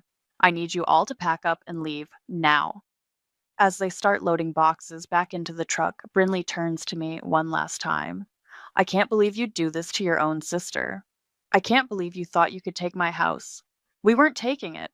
We were family sharing. Without asking me. We shouldn't have to ask. You're supposed to want to help us. I did want to help you, right up until you decided I didn't have a choice. The U-Haul pulls away 20 minutes later. My parents follow in their cars. Braden gives me the finger from the passenger seat of Brinley's car. Shiloh walks over as the last car disappears around the corner. That was intense, she says. Sorry you had to see that. Don't apologize. I've seen worse. She pauses. You okay? I'm perfect. And for the first time in years, I actually mean it. My phone doesn't stop ringing for 3 days. I'm at work when Selena texts, Your mom called my office, twice, asking about the legality of what you did. I text back, What did you tell her? That I can't discuss my client's business. She hung up on me. During my lunch break, I finally listened to the voicemails. Mom, message 1. Aaron, we need to sit down and fix this mess. Your sister is devastated. Dad, message 2. This has gone too far. Call me back. Brinley, message 3. I hope you're happy. The twins are asking why Aunt Erin doesn't love them anymore. Using the kids. Classy. Brayden, message 4. You're a selfish bitch and karma's gonna get you. I saved that one, just in case. The messages keep coming. By Friday, I have 23 voicemails and 47 text messages. I delete them all without listening. Saturday morning, I'm grocery shopping when I run into my neighbor Tessa. Hey, Aaron, how's the new tenant working out? Great, Shiloh's wonderful. Good, good. Hey, I saw your family was over the other day. Everything okay? Seemed like there was some drama.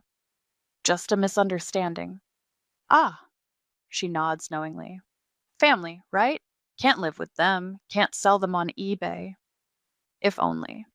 Actually, Tessa continues, I've been meaning to ask. Are you moving? I saw your sister posting on Facebook about needing prayers during this difficult time of family betrayal. Of course she did. I'm not moving.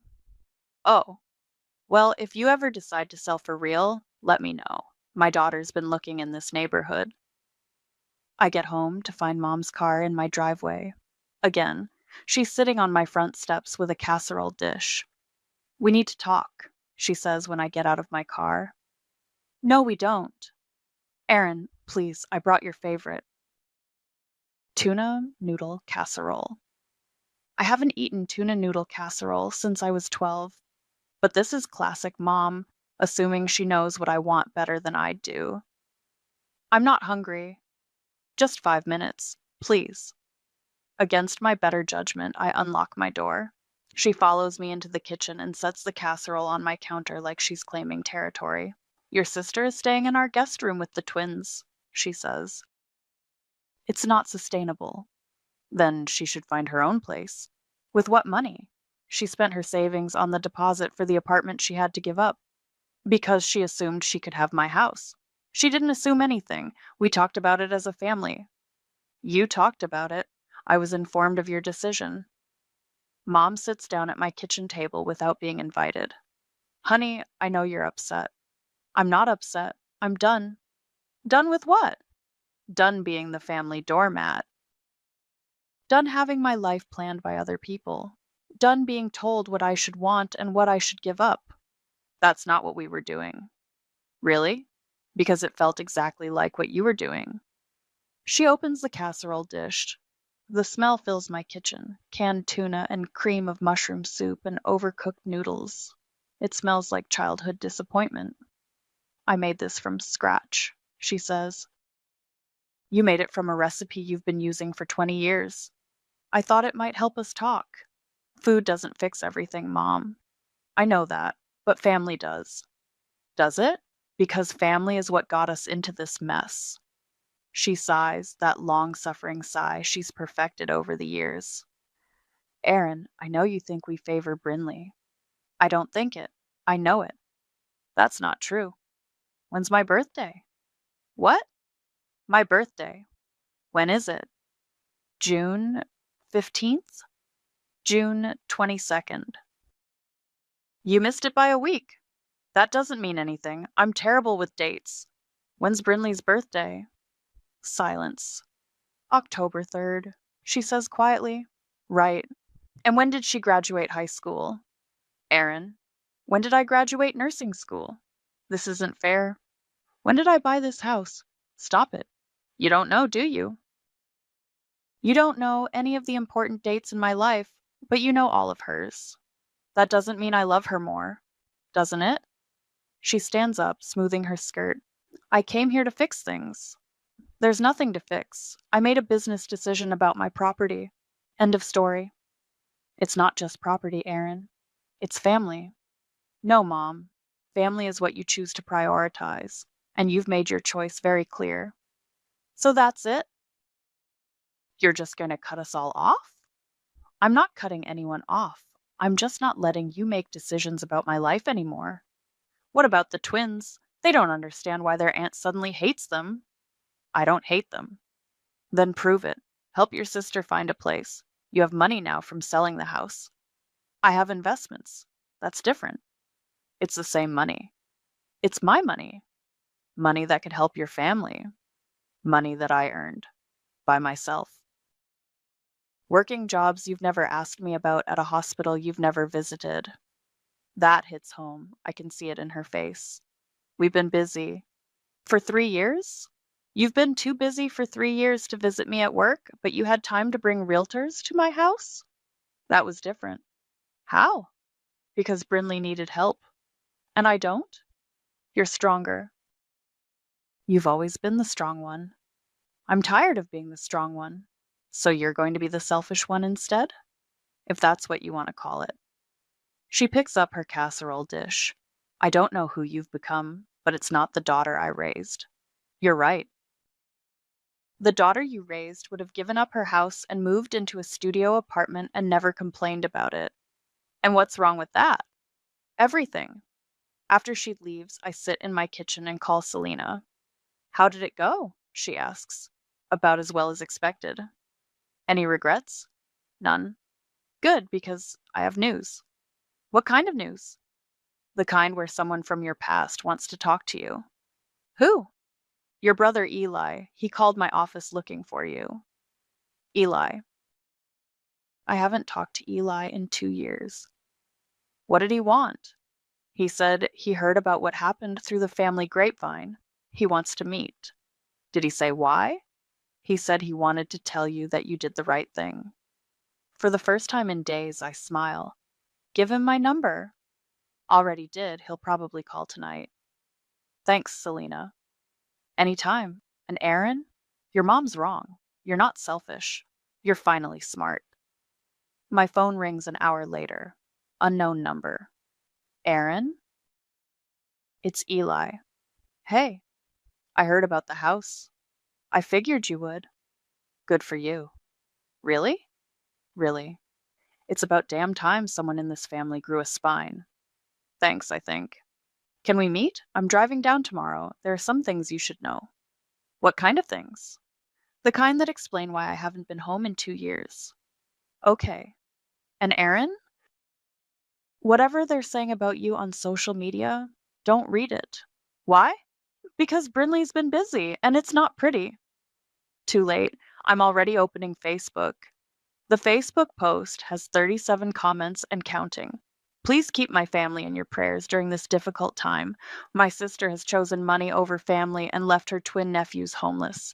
I never thought greed could change someone so completely, but here we are. The boys keep asking why Aunt Erin doesn't love them anymore, and I honestly don't know what to tell them. Family. First prayers needed.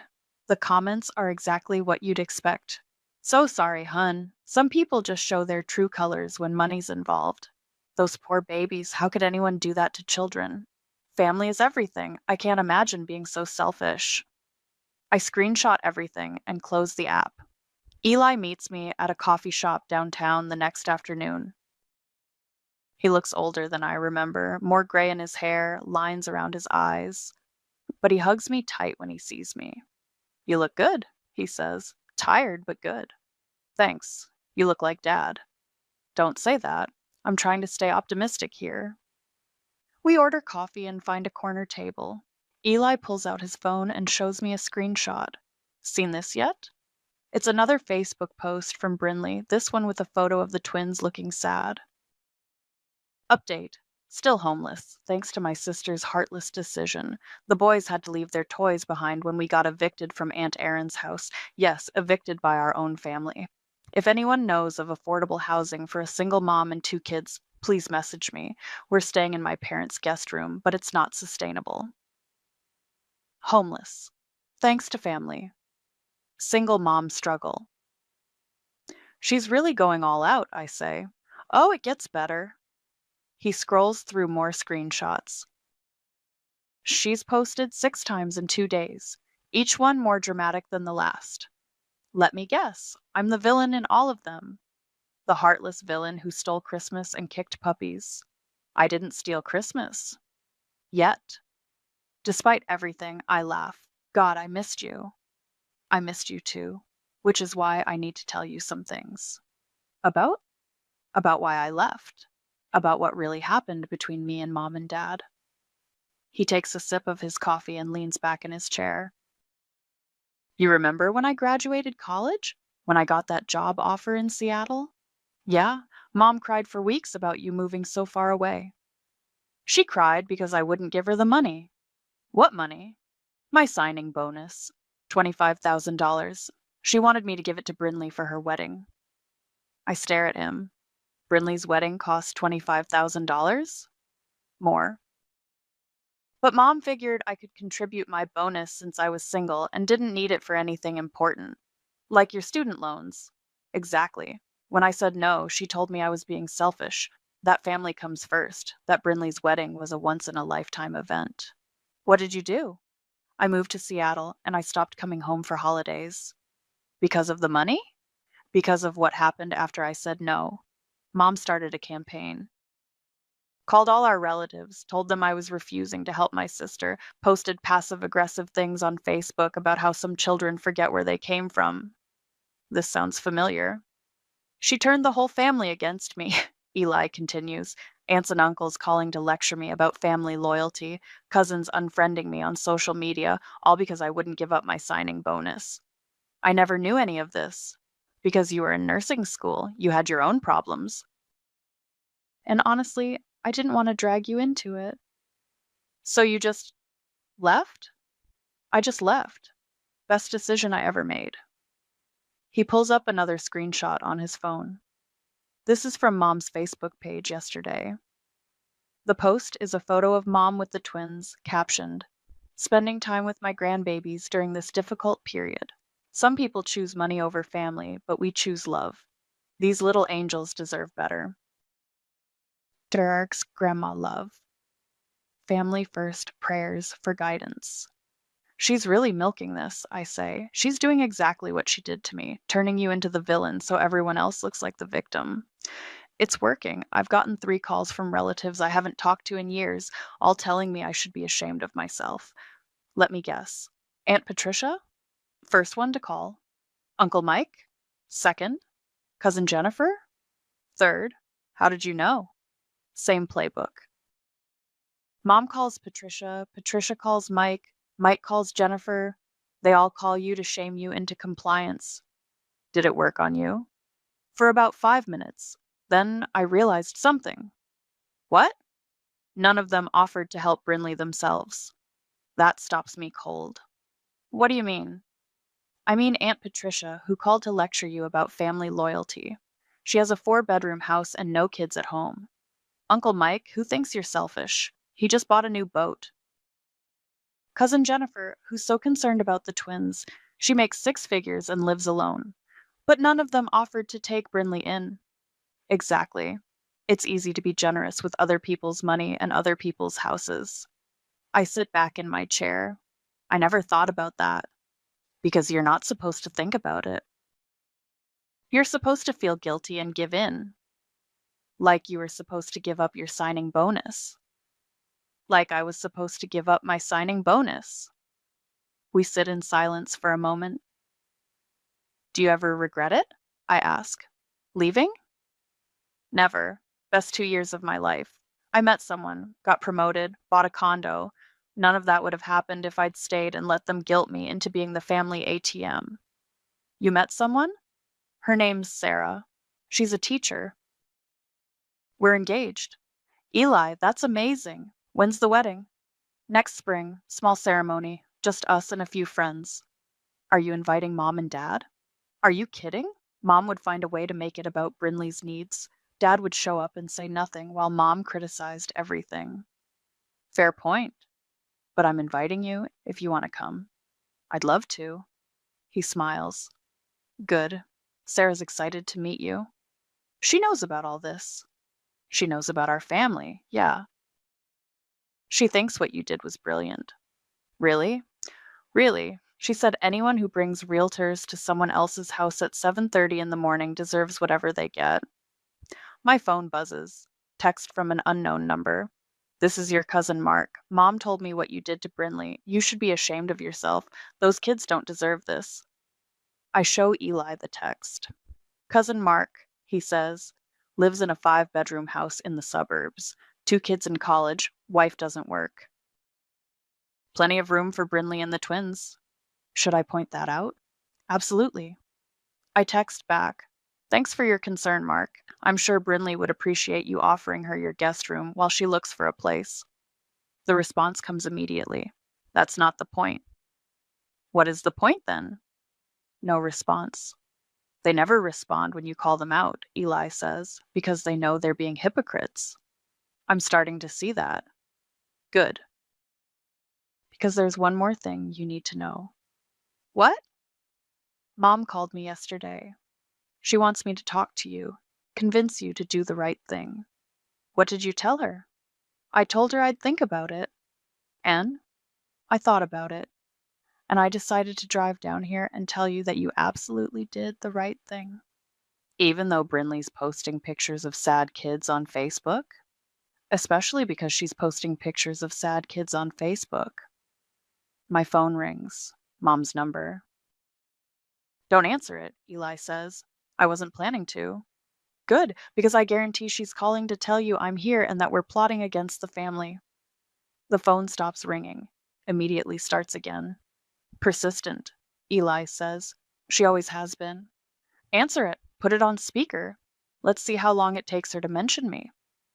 Against my better judgment, I answer. Aaron, thank God, we need to talk. About what, Mom? About your brother. He's in town, isn't he? Eli grins and holds up one finger. Why would you think that? Because he called me yesterday asking for your address. I know he's there filling your head with poison about your family. He's not filling my head with anything. Honey, Eli has his own issues with us. Don't let him make your problems worse. What problems, Mom? I don't have any problems. You have a sister who's homeless because of your selfishness. Eli holds up his phone. He's recording. She's not homeless. She's staying with you. That's temporary. She needs a real home for those children. Then she should get one. With what money? The same money she was going to use to pay my mortgage. Silence. That was different, Mom finally says. How? Because it was family helping family. No, Mom, it was family taking from family. I can't believe Eli has turned you against us like this. Eli didn't turn me against anyone. You did that all by yourself. I hang up. Eli stops recording and grins. That was beautiful. Think I'll need that recording? Probably, but even if you don't, it felt good, right? It felt amazing. Good, because this is just the beginning. What do you mean? I mean, they're not going to give up. They're going to escalate. How much more can they escalate? Oh, Aaron, you have no idea. Eli's right about the escalation. Monday morning, I get a call at work from someone claiming to be a lawyer. Ms. Weber? This is David Chen from Chen and Associates. I represent your mother regarding a family property dispute. I step into an empty patient room and close the door. What kind of dispute? Your mother believes there may have been undue influence in the recent transfer of family assets. She's prepared to file a claim of financial elder abuse. Financial elder abuse? My mother is 58 and sharper than most people half her age. Nevertheless, she feels manipulated into allowing the property transfer. We'd like to resolve this amicably. There's nothing to resolve. I sold my house to an LLC. It's all legal. We'll see about that. You'll be hearing from us soon. He hangs up before I can respond. I call Selena immediately. They got a lawyer, I tell her. Shit! What kind of lawyer? Some guy named David Chen. Claims mom is filing for financial elder abuse. That's ridiculous. Your mom isn't elderly, and you didn't abuse anything. Can they actually do this? They can try. But Aaron, they'd have to prove your mom was coerced or mentally incompetent when she... Wait. When did your mom sign anything? She didn't. The house was in my name. I sold it to the LLC myself. Then what the hell is she talking about? I have no idea. Don't worry about it. Sounds like a fishing expedition. Some lawyers will take any case if the client pays up front. That evening, I drive to my parents' house. Time to end this. Mom answers the door, looking surprised to see me. Aaron, I didn't expect. We need to talk, all of us. Of course, honey. Come in.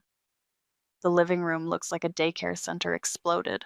Toys everywhere, juice boxes on the coffee table, cartoons playing on the TV.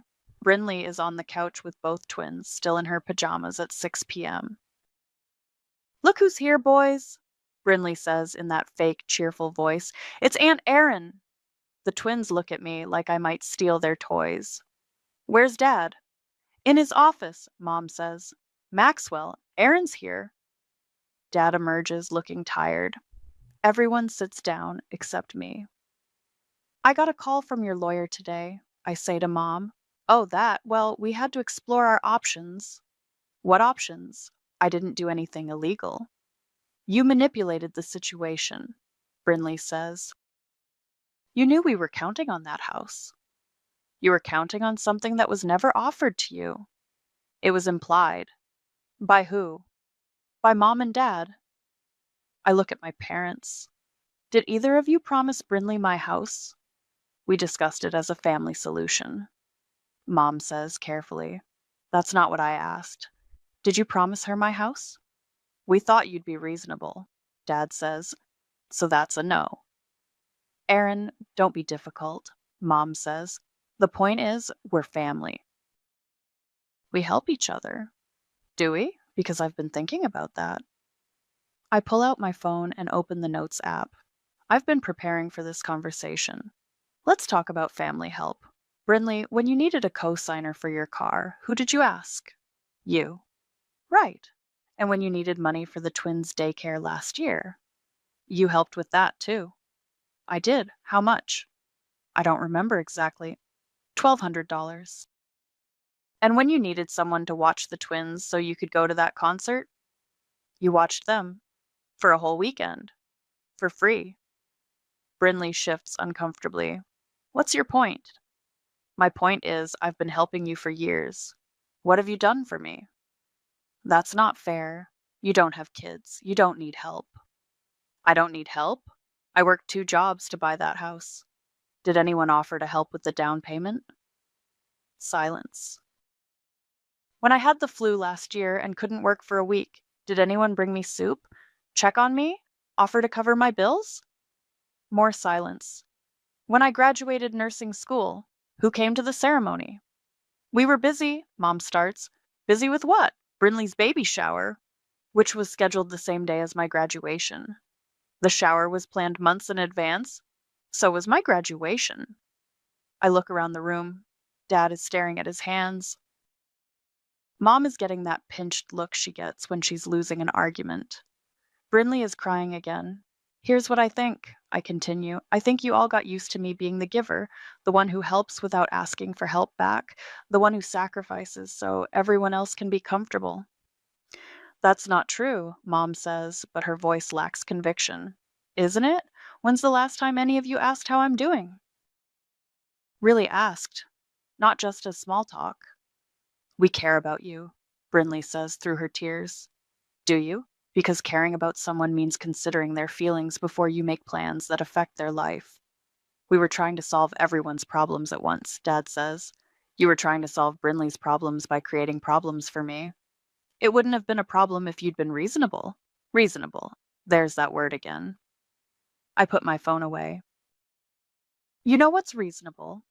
Asking before taking, planning before assuming, considering all family members, not just the ones with kids. The twins are innocent in all this, Mom says. Yes, they are, which is why their mothers should have made better choices. Better choices? Brinley's voice goes shrill. Like what? Like not giving up your apartment before securing new housing. Like not spending your savings on a vacation last summer instead of building an emergency fund. Like not assuming your sister would give up her home because you need it. I can't believe you're being so cruel. I'm not being cruel. I'm being honest. Same thing, apparently. Mom mutters. You know what, Mom? You're right.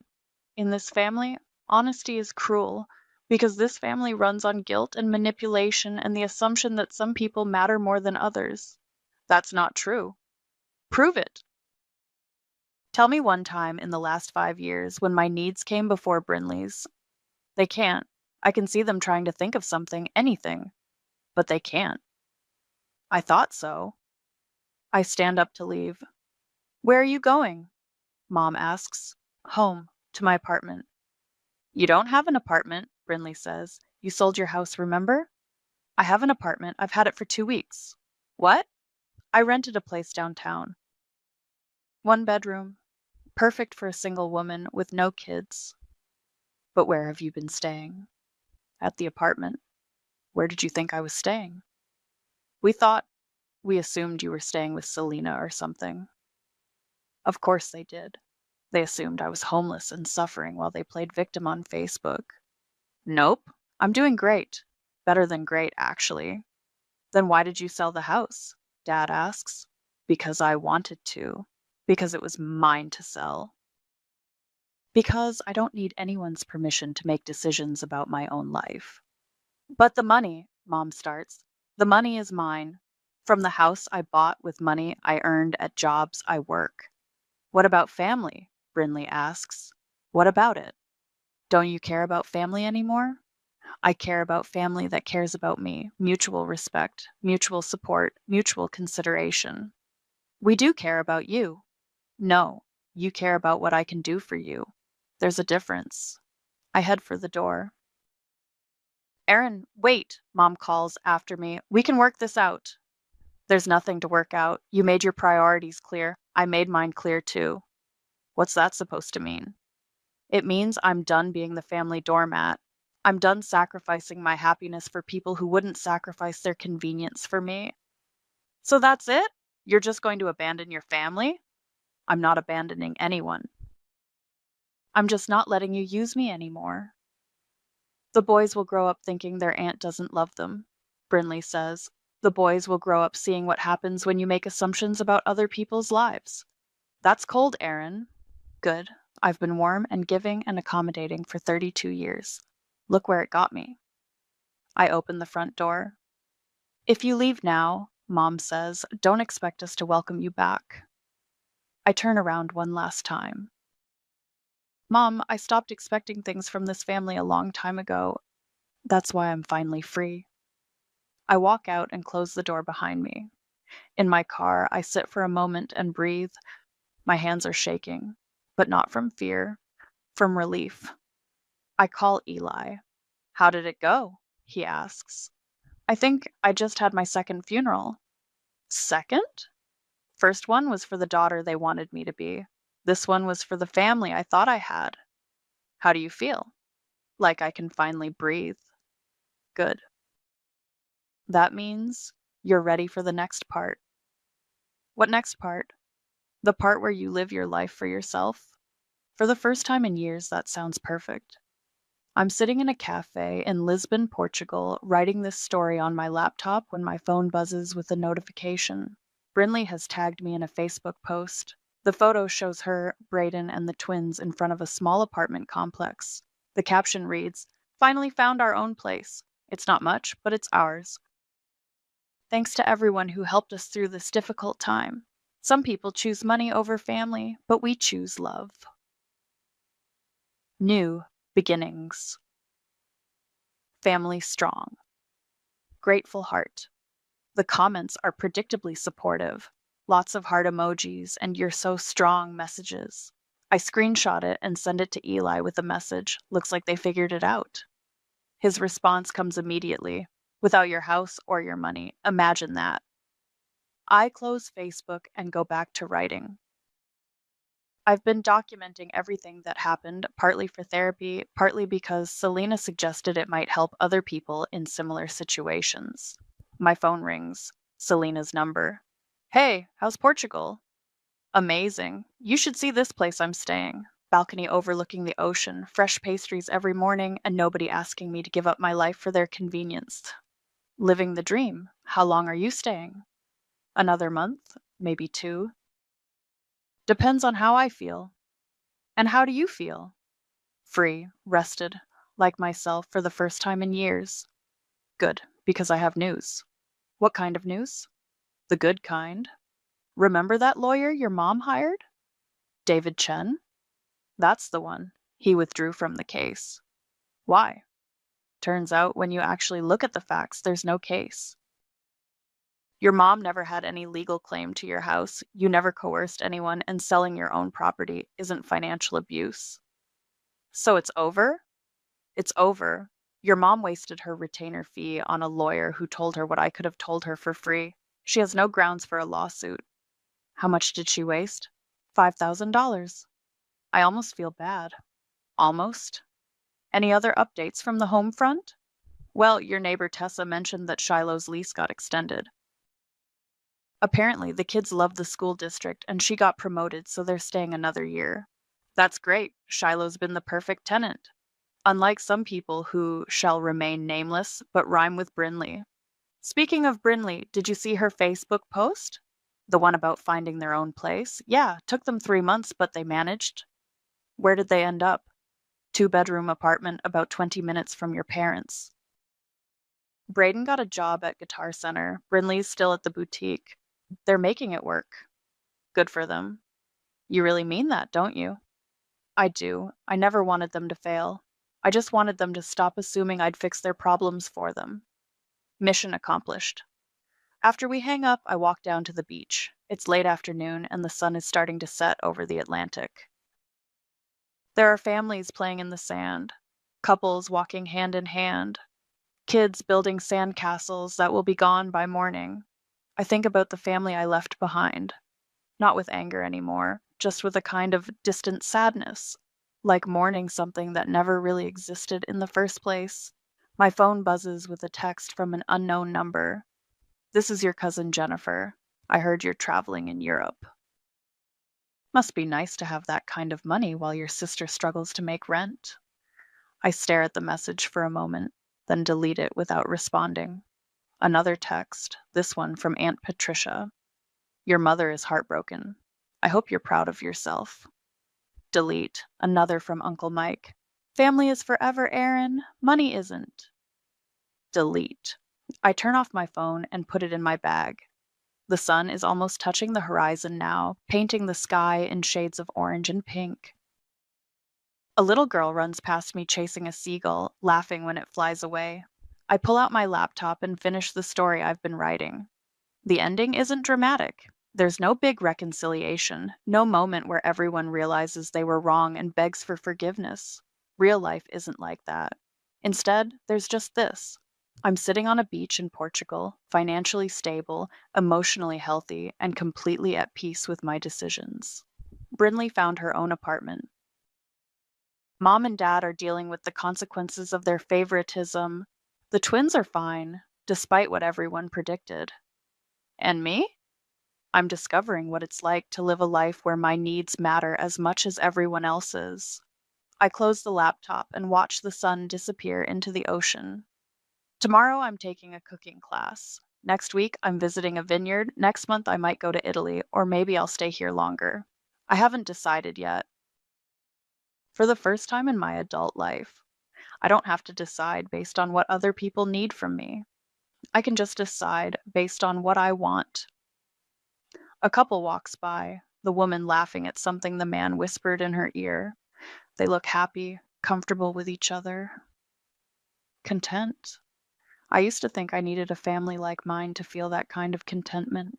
People who shared my blood, who were supposed to love me unconditionally, but unconditional love isn't supposed to come with conditions.